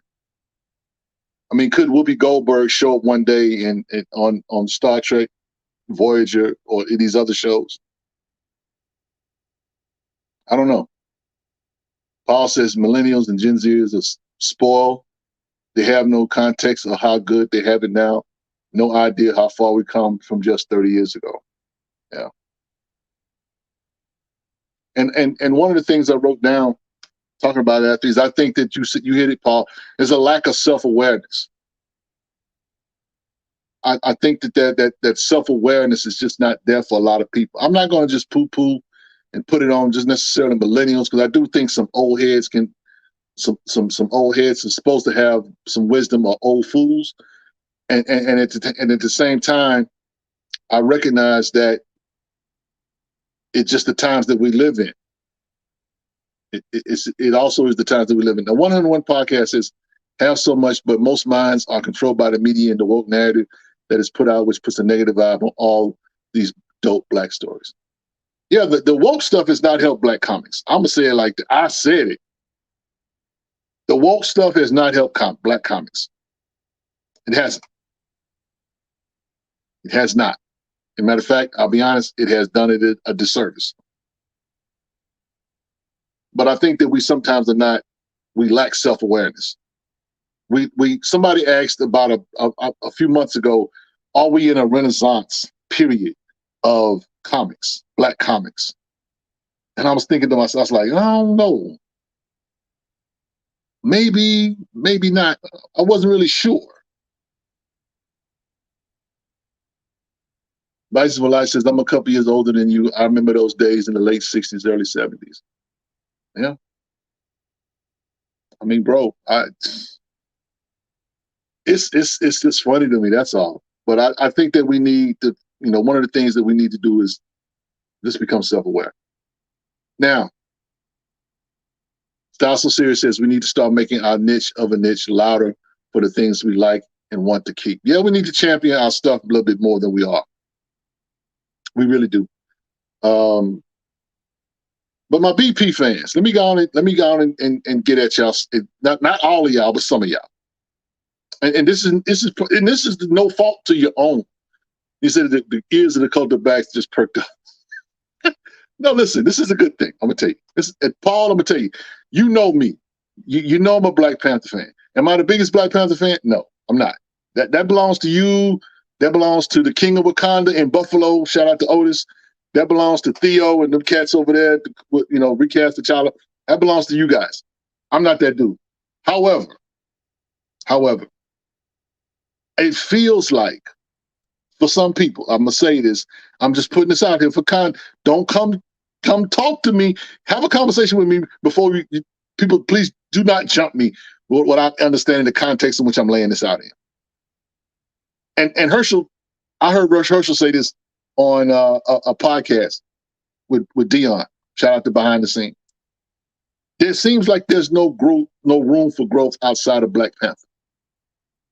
So we got our first. Let me get to that. Before we get to that, I've got our first super chat. Ebra Nation, appreciate you. Thank you for the super chat. Derek, please do the honors. Donation. It's a donation. I thought it was the trash. Don't be hitting on me.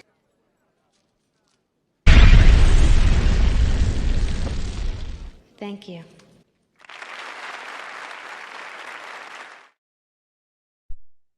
Yes, he says, let's celebrate their first super on a live stream. Okay. Back to this. It feels like for some people, I think, that there's no room for growth outside of Black Panther. Now, let me just say this about Black Panther as a character. Black Panther is the apex predator of comics, of Black comics. He is the apex predator.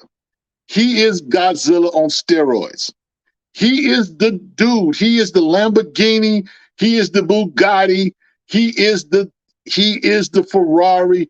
He is the Cadillac. He's the Baritz. He's the the dude in the top spot. But because he's in the top spot, everybody's looking at Black Panther.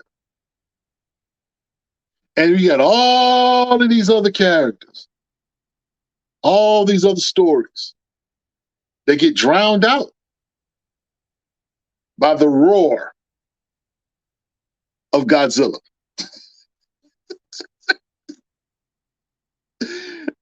If I just put hashtag Black Panther, we might have 100 people in here. And I love T'Challa. I do. I really do. But it feels at times that there's no room for nobody else. It just feels that way. And I know that the Black Panther fans are so passionate about their guy. I want some of you guys to be passionate about some of these other characters. I want you guys to be passionate about Jefferson Pierce. Have passion for Luke Cage. And when you talk about Black Panther, T'Challa, talk about the stories that these other characters are in with T'Challa. Because I want to grow the fandom. That's something that me and Herschel agree on. I want to grow the fandom. Now, Frustrated hits us with a super chat. I love it. I love it. Derek, please. Matter of fact, if you don't mind, give this one Paul's favorite super chat video.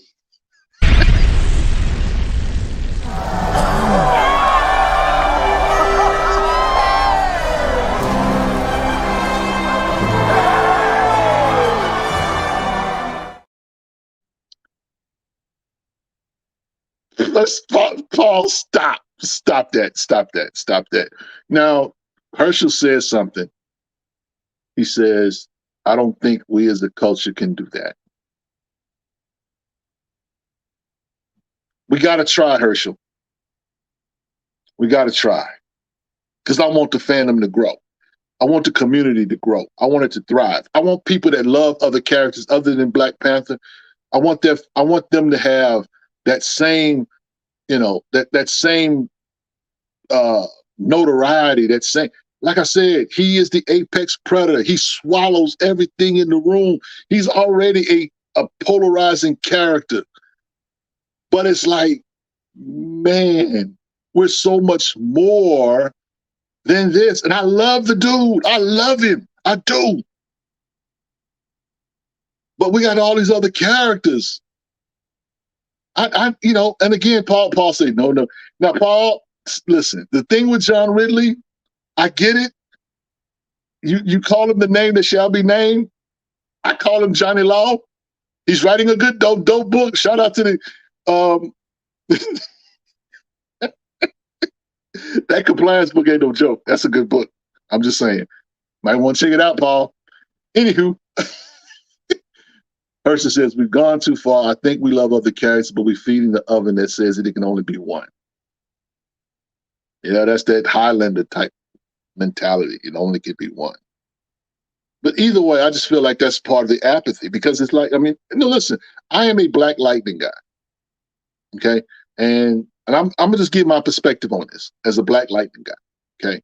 When I have conversations about Black Lightning, that conversation is very, very short. Jefferson Pierce, he's an athlete. He works out of Suicide Slum. He's a street hero. You know, he fights the 100. Tobias Well is his villain. That's about it. We start talking about T'Challa. We start talking about Wakanda. We start talking about the Black Panthers, the history of the Black Panthers. We start talking about Mosey. We start talking about Bashinga. We start talking about new Black Panthers like M. Telly that Dr. Eve Ewan just introduced. We can have a conversation. We can literally talk for 2-3 hours about Black Panther. Oh, we're not also going to talk about May Storm. Look, you know what? There will be no trolling on my show tonight. Frustrated. We're not doing that here. We don't want to do that here. No. I'm not here for light-skinned white Storm. We're not doing that here. We're not doing that tonight. Not tonight, my brother. I can't take y'all nowhere. I can't. So anyway, let me get back to this. He said, don't forget the Black Musketeers. Yeah. There's a lot. Marvel invested a lot, and I hate that DC hadn't done the same thing for Jefferson Pierce. He has amazing power set. Martin says, you can also talk about Black Lightning's daughters. Martin, I get that, but no. It is. Listen, we had a show with the crew a couple of weeks ago. We were talking about the Dennis Cowan cover for DC Power. And Black Lightning is in the #1 spot of Juan Carlos from the '68 Olympics, right? Why is he in that spot? One, he's the original Black character. The first character to have a self-titled book at DC. That's #1. That makes him #1. But here's the sad part about it. They had these other characters around him, like Static was on Platinum 2, and these other legacy characters, right? They were on the bottom. But the message that I got out of that is that the legacy characters, they get the more, even though they're on the bottom, and Black Lightning and Static should be at the top. It's these other characters that get all the love. Something is wrong with that picture. So for me, it's not jealousy. I was a kid. I was 8, 9 years old. Saw Black Lightning #1 on the spinner rack. It blew my mind. And from that experience, that became my guy. That was the first comic book cover that wooed me. So he became my guy. Now, I'm not going to get into this match where my guy's better than your guy, because that's what kind of happens when we talk about T'Challa. Because literally, that's the conversation almost when it comes to T'Challa. You guys can talk about T'Challa 3-4 hours. Black Lightning, it's got like 3 runs. Maybe you could fit literally, a stack of books, all the Black Lightning books that ever been done in here. Now, he's been in a lot of comic books, but he doesn't get the love. Shout out to Brian Hill, who wrote Batman and the Outsiders, where he was the leader of the Outsiders. He did right by my guy. But bro, it doesn't compare to T'Challa.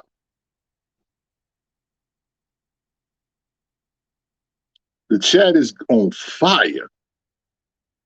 Well, let's get to some of these. Let's look at some of these comments, Derek, before we move on to the chat talk. I want to see some of these comments about what we're talking about. Maystorm was spec. Maystorm is going to be a hot book next Miles Morales. Stop that, Hersher. Brooklyn says, I concur. At the end of the day, he is not an Afro-American warrior. Look at the Falcon as a character that really needs help. His abandonment of rage, wanting to be called Oh, look. That's a conversation. That Sam Wilson, Black Falcon,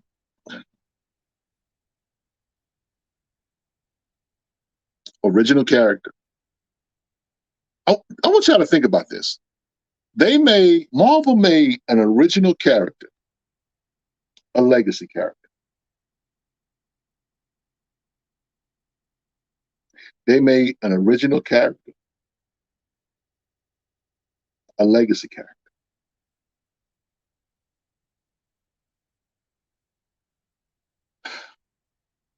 I don't understand it. I don't understand it, but that's what they did. And some folks think that that was a promotion.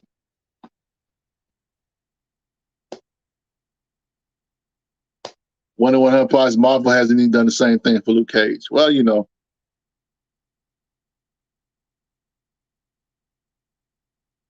Talk about Richard, I'm tempted to ask you to bring me on. Stop.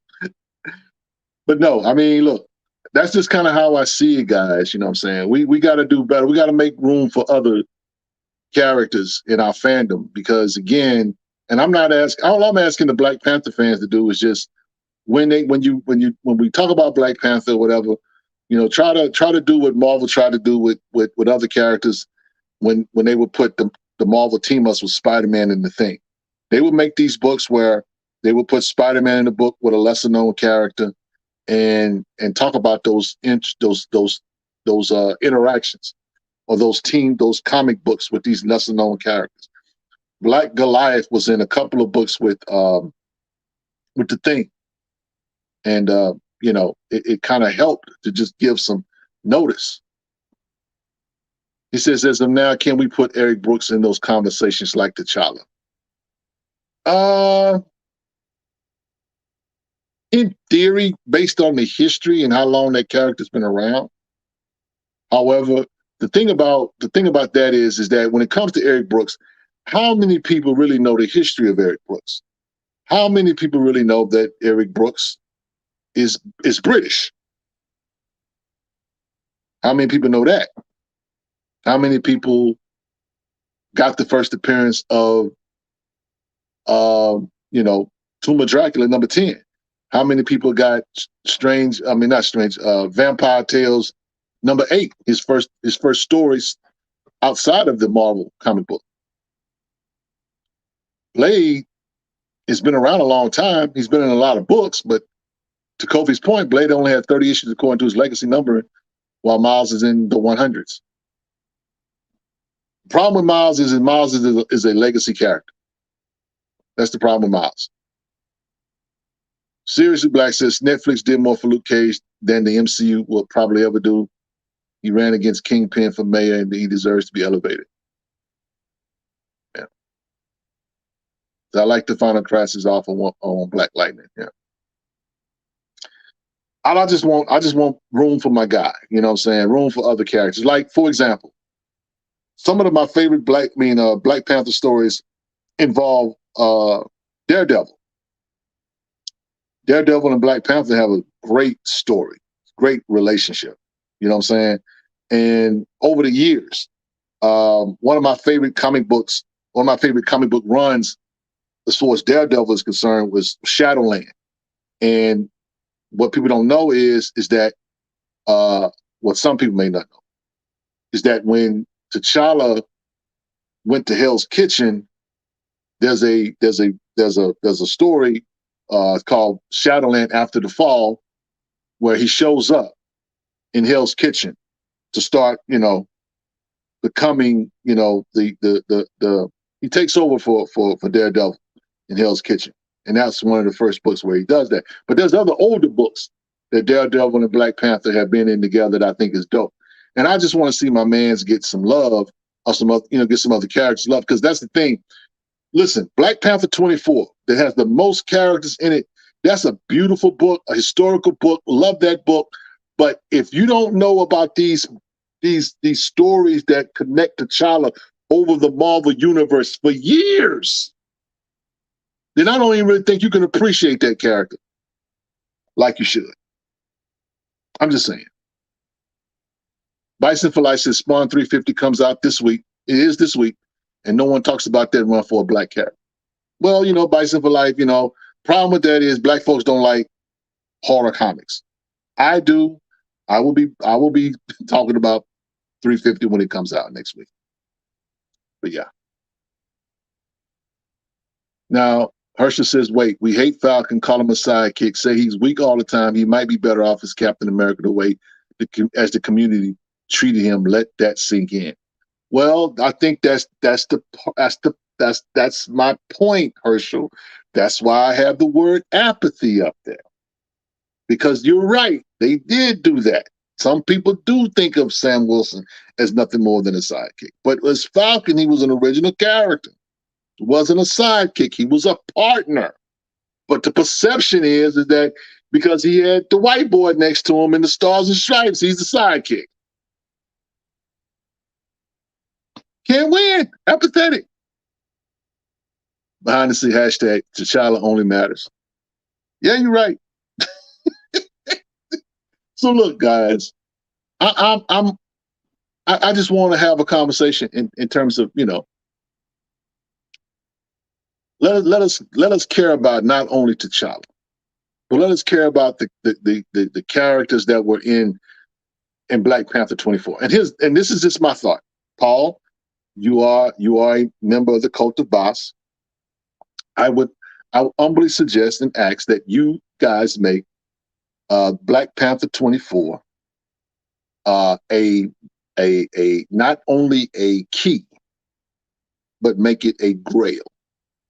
And the reason why I say, and I'm serious when I say this, make it a grail because it's a book that has all of these characters in there, and then call on the community to go and find every Black Panther book with all of those characters that were in that comic book together. That would add a level of fandom, I think, that would just be incredible. Because T'Challa, he's earned that spot. I'm not poo-poo. I love T'Challa. But he sucks all the air out the room. He is the apex predator. But, Sam Wilson, Falcon deserves some love. Luke Cage deserves some love. Blade deserves a lot of love. So, bro, I've been saying that for the last couple of years. I was the first one to recognize the importance of that book. Yeah. I agree. But I think that will help it become a deeper, because again, if this fandom is going to grow, it's got to be able to champion its characters. See, one thing about the Fantastic Four, the reason why the Fantastic Four is an incredible franchise for Marvel is the fact that so many things come out of that tree on the Marvel level. And the reason, and it's sad, it's a sad state of affairs that they have not been able to get that story right on screen. They need to get that right. That's why this thing with the Fantastic Four in the MCU, they don't have time to be they don't have time to like mess with it. And guys, look at the price on that book.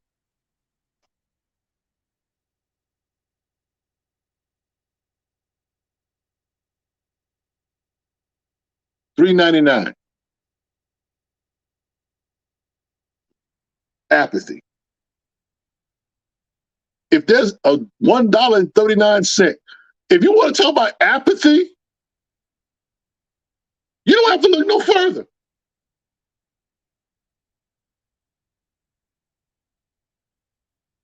Okay. Derek, I'm just feeling into a well of despair. Dog it. We're gonna get out. We're gonna leave the conversation about down the rabbit hole. You basically put a period on the conversation. That right there tells you the apex predator. one of the most important books in the Apex Predators run is $150 on eBay.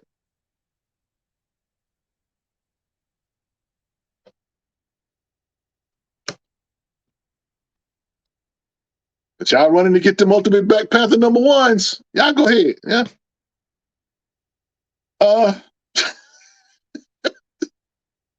We're going to highlight Black indie comic book space right now. Guys, we have worked with a lot of Black independent comic books in our space, and we've done a lot of different interviews, and we recognize there are a lot of different companies doing a lot of different works. Those what you're looking at right now are just some of the Black-owned comic book IPs that are available, and they're there for you to go buy comic books and to go buy and enjoy comic book fandom. I mean, the list grows and it grows and it grows. Everybody, you don't have to like everything, but there's something on there for you to like and love and care about and collect. None of us can say that we have nothing to read. Black comic lords on the independent side have showed you through this just one page that you have comic books that have faces like yours, superheroes, historic, horror, fantasy, action. It's all there. It's all there for you. It's all there for you guys. So go to the page and check us out. Go to the links. You want to support Black-owned books? There you have it, right there. Because we recognize that the universe is bigger than Marvel and DC, and to a certain extent, Image. Frustrated says, I agree, there is so much to read now. I want to bring something up to y'all.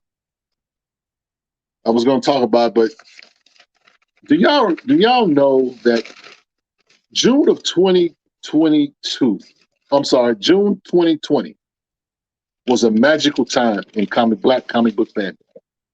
In June of 2020,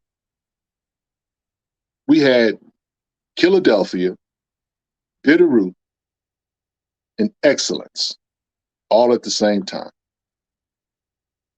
You could go to the shop and buy those 3 Image books on the shelf simultaneously. In June of 2020, Philadelphia issue #6 came out, the first beginning of a new story arc.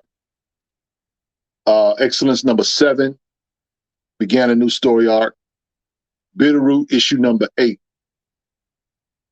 picked up from a hiatus. They were on hiatus from February to June. That was a magical time. Nobody talks about that time, but it happened. One of the best times as far as independent comics is concerned. And now the successes of those books, what I'm getting at right now, the success of those books were the seeds of what we have today in 2024.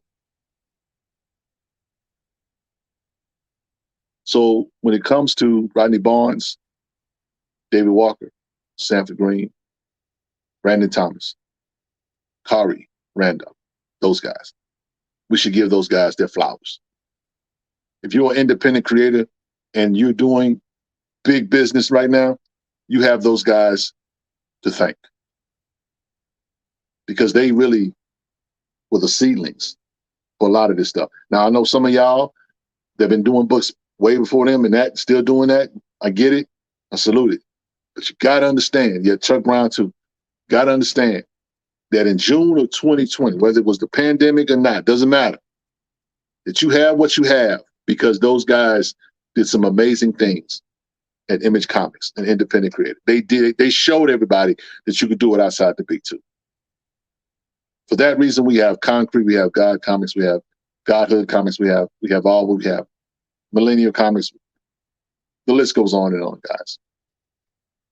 With that said, we're going to get into some chat talk, and then we're going to go in and get out of here because I've been here long enough, and you guys, I thank you for everything. So what's on your mind? What are your questions? What are your thoughts? 1-100 Podcast says, man, please bring Bitterroot back, please. Yeah, shout out to David Walker. David Walker out here living his best life. He out there interviewing Pam Grier, going all over the country, doing symposiums on the black exploitations of the 1970s. That guy has a crazy life.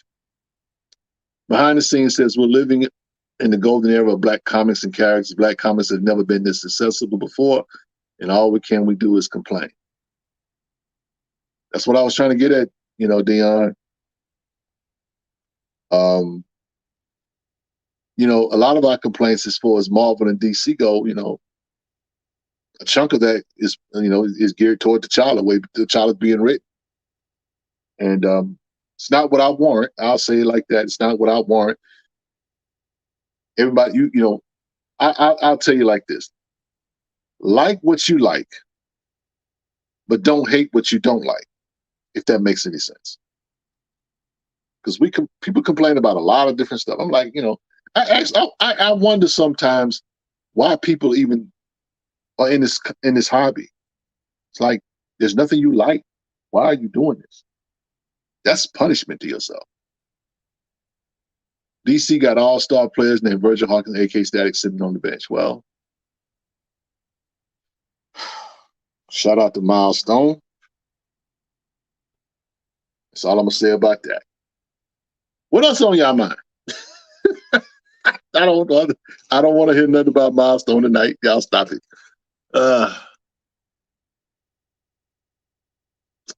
Yeah. What else is going on, guys?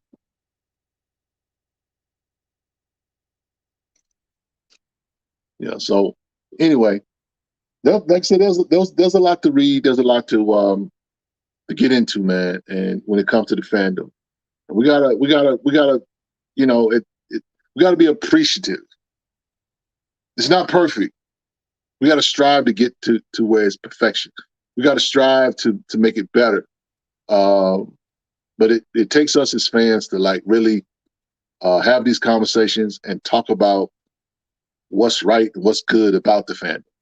Because a lot of people are having a conversation about what's wrong with the fandom. We need to have a conversation about what's right with the fandom. 1-100 Podcast says, I'm not going to lie, Cap Falcon by Nick Spencer was one of my first comics, and to this day I feel it was an experiment to us how some angry fans could get. Even remember Nick even made Hydra Cap. Yeah. I mean, the deconstruction of superheroes has been, that's kind of been the thing for the last couple of decades, which is why, Miles Morales, though he's a legacy character, I want Miles to succeed. I'm glad that a guy like Cody Ziegler is writing Miles, and it's going to be writing another iteration of Spider-Punk. And I'm hoping that they give him the leeway to really dig deep into Miles' story and grow him up. That kind of thing. Now, Brooklyn says, if we just take super stuff, how will things get better? I don't necessarily think that you have to do that. I just think that a lot of times we just need to focus on what's right. You know what I'm saying? It's like, okay, if the superhero stuff is not working, you know what I'm saying? We need to think about some other stuff. Stories are stories. And I love the X-Men. I love, superhero stuff. I do. I'm not a capes and cows only guy. But if we're going to have, he said, I think he meant subpar. Now here's the thing. When it comes to writing, you're correct. The writing has to be better than it has been. Here's the truth of the matter. A lot of the writers at Marvel and DC are new writers. They're not the tried and true writers. There was a time when names like Chris Claremont, you know, Brian Hitch, among others. I mean, there's guys who've written some dope stuff over the years, but we don't have those kind of writers no more. Rodney Barnes, as far as the modern time, is the guy. At one point, I thought Donnie Cates might be one of those guys, but Donnie specializes in taking obscure characters and making them shine. And I'll be honest, I love Donnie Cates' independent stuff more than I do his Marvel stuff.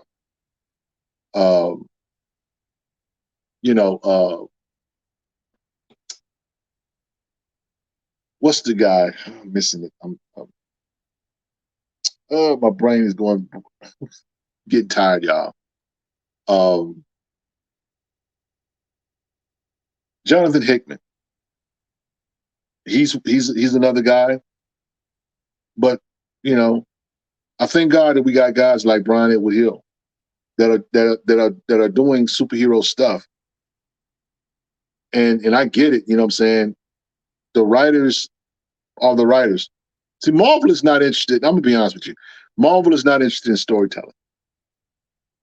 They're not. As a whole, Marvel is not interested in storytelling. They're just not.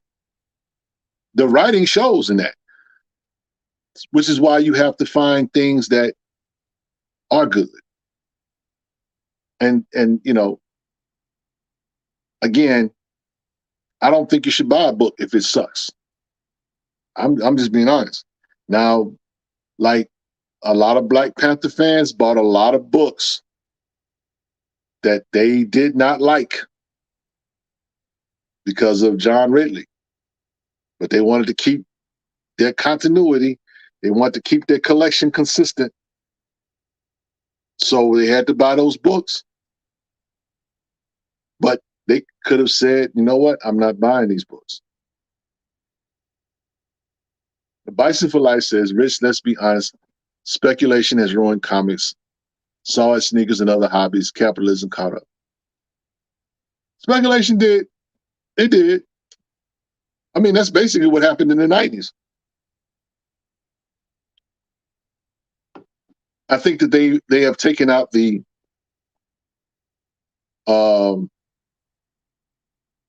they've taken out the fandom in comics, if I can say it like that. And again, that's why I say I don't think they're interested in telling good stories.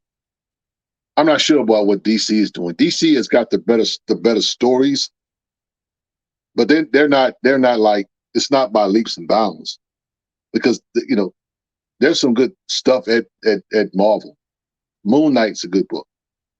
The Miles Morales Spider-Man's a good book. The X-Men stuff, shout out to all you X-Men fans.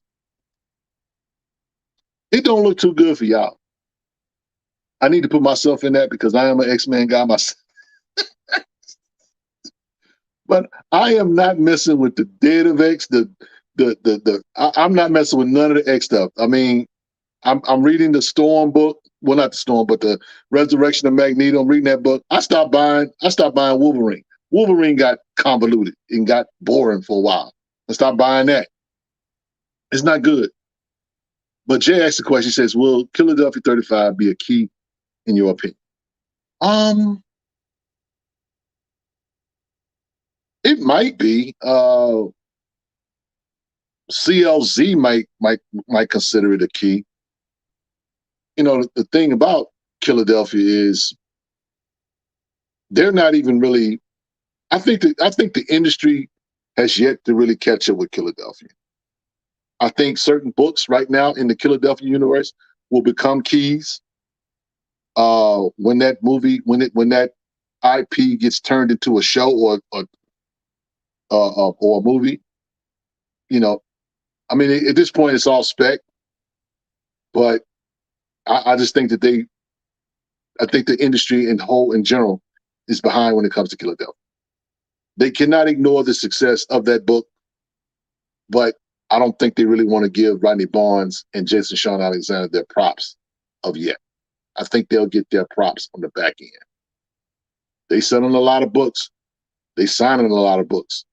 Rodney Barnes is steadily doing, signings all over the internet. So yeah. Frustrated says, no complaining for every step forward, there is a step back. We can skip around DC powers, but we didn't see Black females looking at any Black male superheroes in that book. So super Black love is a no.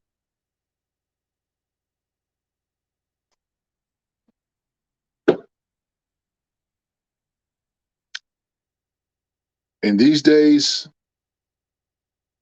Black love is a no for a lot of people. It's not just comics. Man. Resident 70 said, what up?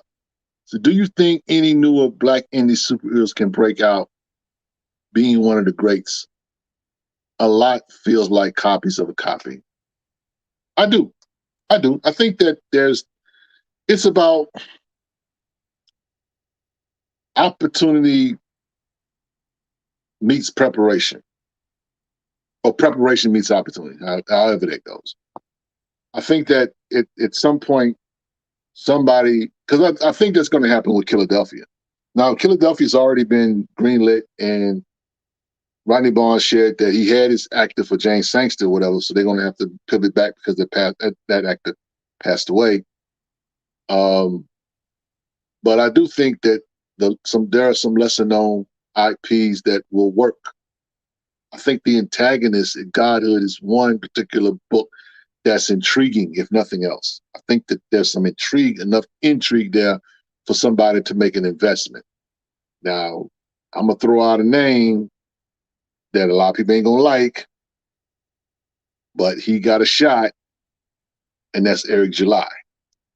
If Eric July can get his stuff to animation and a show, and he's able to do a show, an episodic show, like Invincible on Amazon, because I'm gonna be honest, Invincible was not on my radar prior to the show. But now, it blew up. So I think that there's opportunity there. But I just think that it's going to take work on, for people that are in the industry that's doing different things. I think there's some IPs that, Stranger Comics, the character Niobe and Dusa, I think that they have an opportunity to do something there as well on a cinematic level. But again, it's about the work. Because that's the thing. We're at a space now where you don't have to necessarily go through Hollywood to make something happen. You can do it yourself, or you can do it with Black money. There's enough Black money out here. Question is, will we stay the course? Will we, be the eternal optimist? Because that's the only way it's going to help. Now, Frustrated says to Resident 70, I honestly feel that the antagonists can break out family, but they are purposely delaying that title. Yeah. Blurry Forever with the super chat. Thank you. Thank you, Blurry Forever.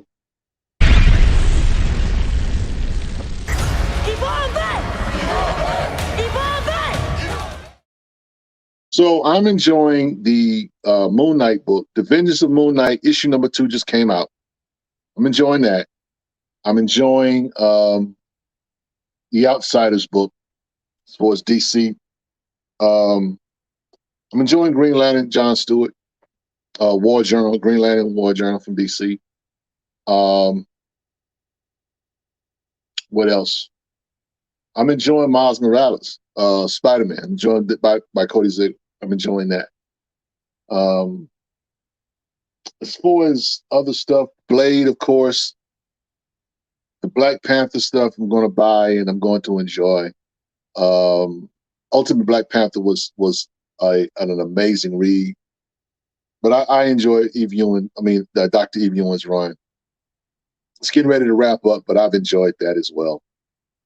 So that's what I've been enjoying. But as far as the DC books, Outsiders, Jon Stewart. Amazon's Attack, it's okay. It's okay. The last issue I didn't too much care for. Felt like a filler almost. I'm reading that as well. I don't have a lot of my stuff is independent right now. But yeah, I'm enjoying some DC stuff. But the Marvel stuff is going to probably crank back up for me. Summer. Like I said, I'm reading the Moon Knight book, Finish the Moon Knight, because Moon Knight just came back. And Moon Knight's an interesting thing where, no one's sure if this is Mark Spector, the new Moon Knight. You know what I'm saying? Because Mark Spector in the last Moon Knight run dies. And so there's a new Moon Knight that has showed up or whatever, and he's trying to kick everybody out out of his house. You know what I'm saying? And he wants to continue to do what he's been doing for the people of Night. So that's been an interesting read. But I'm digging that, the ultimate Black Panther book is, the antagonist in that book is Khonshu and Ra. So I'm excited to see what Brian Edward Hill does with that story. That's kind of cool what they're doing, and I can't wait to see Storm and Killmonger's interaction. We just got a little taste of them. So yeah. Derek, would you don't mind, I don't know if you got that slide, but could you show that slide of the Storm iteration? I don't know if you have it or not. Hopefully, I want you guys to kind of see what Storm is looking like in the new redesigning of Storm. And so you see her with the dreads. Looks pretty cool. She looks pretty cool there. So yeah, Peach Momoko. Now, Peach Momoko around our way, you know what I'm saying, sometimes she gets a bad rap because we don't think sometimes she can draw black people. But she kind of got it right here. But let me ask Paul. Paul is the Storm aficionado around these parts. What do you think about the reiteration of that, Paul? So yeah. So that's going to be kind of cool to read about Storm and Killmonger in this book as well. So yeah, that's what's up. What else we got? Oh, yeah. That's not a Peach promo code redesign. That's controversial. We know that. I know that. I ain't bringing up the May Storm or whatever that is. I'm talking about this. We ain't talking about that. We're talking about this, Paul. We're talking about this here. Not the stuff that is, not the troll post. Not May Storm. Light Skin Storm or whatever that is. I don't know what that is. It sounds to me that's a book I ain't gonna buy. Yeah, May Storm is a new character. It is.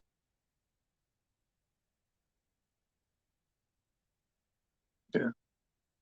Have you seen the possible new cover for art for Philadelphia on JCA's page?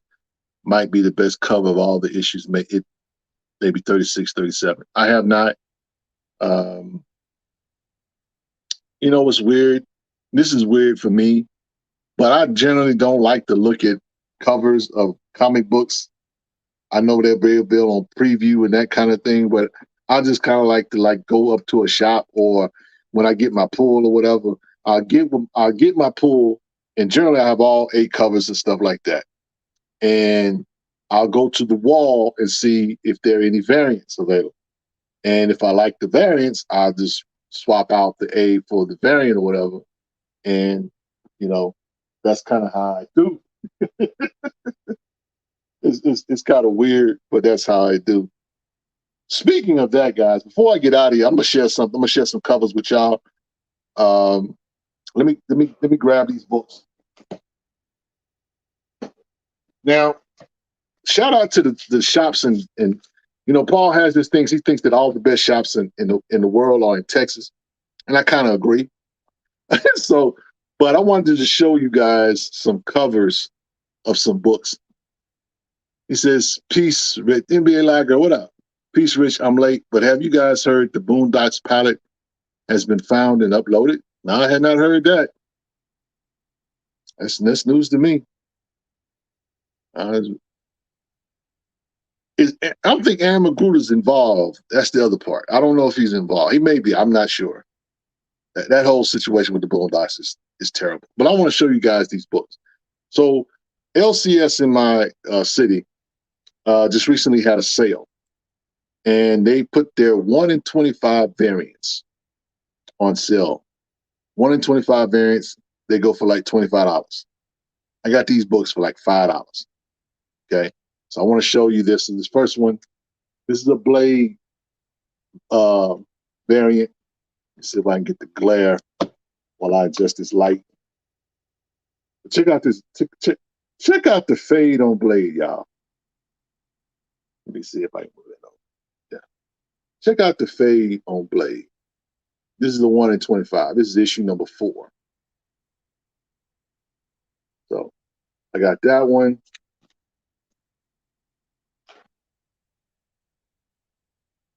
This is a Spawn and Batman 1 in 25.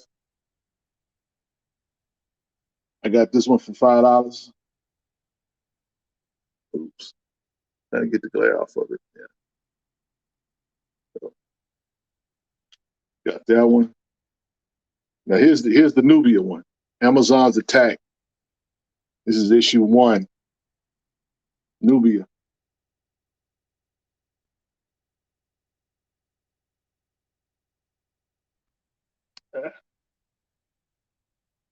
So this is a nice Nubia cover. All that hair, like my mama would say. Look at all that hair. I got that one, and I remember seeing this Black Panther variant cover and desiring it, but I knew I wasn't gonna go buy it. But I got it. I got this one for $5. This is Dr. Eve Ewing's issue number 5, Black Panther. Shout out to Otis. Otis put up some books that he had grabbed. But before we do that, Chicago Vega with the super chat. Thank you. Thank you, thank you, thank you. Let's go.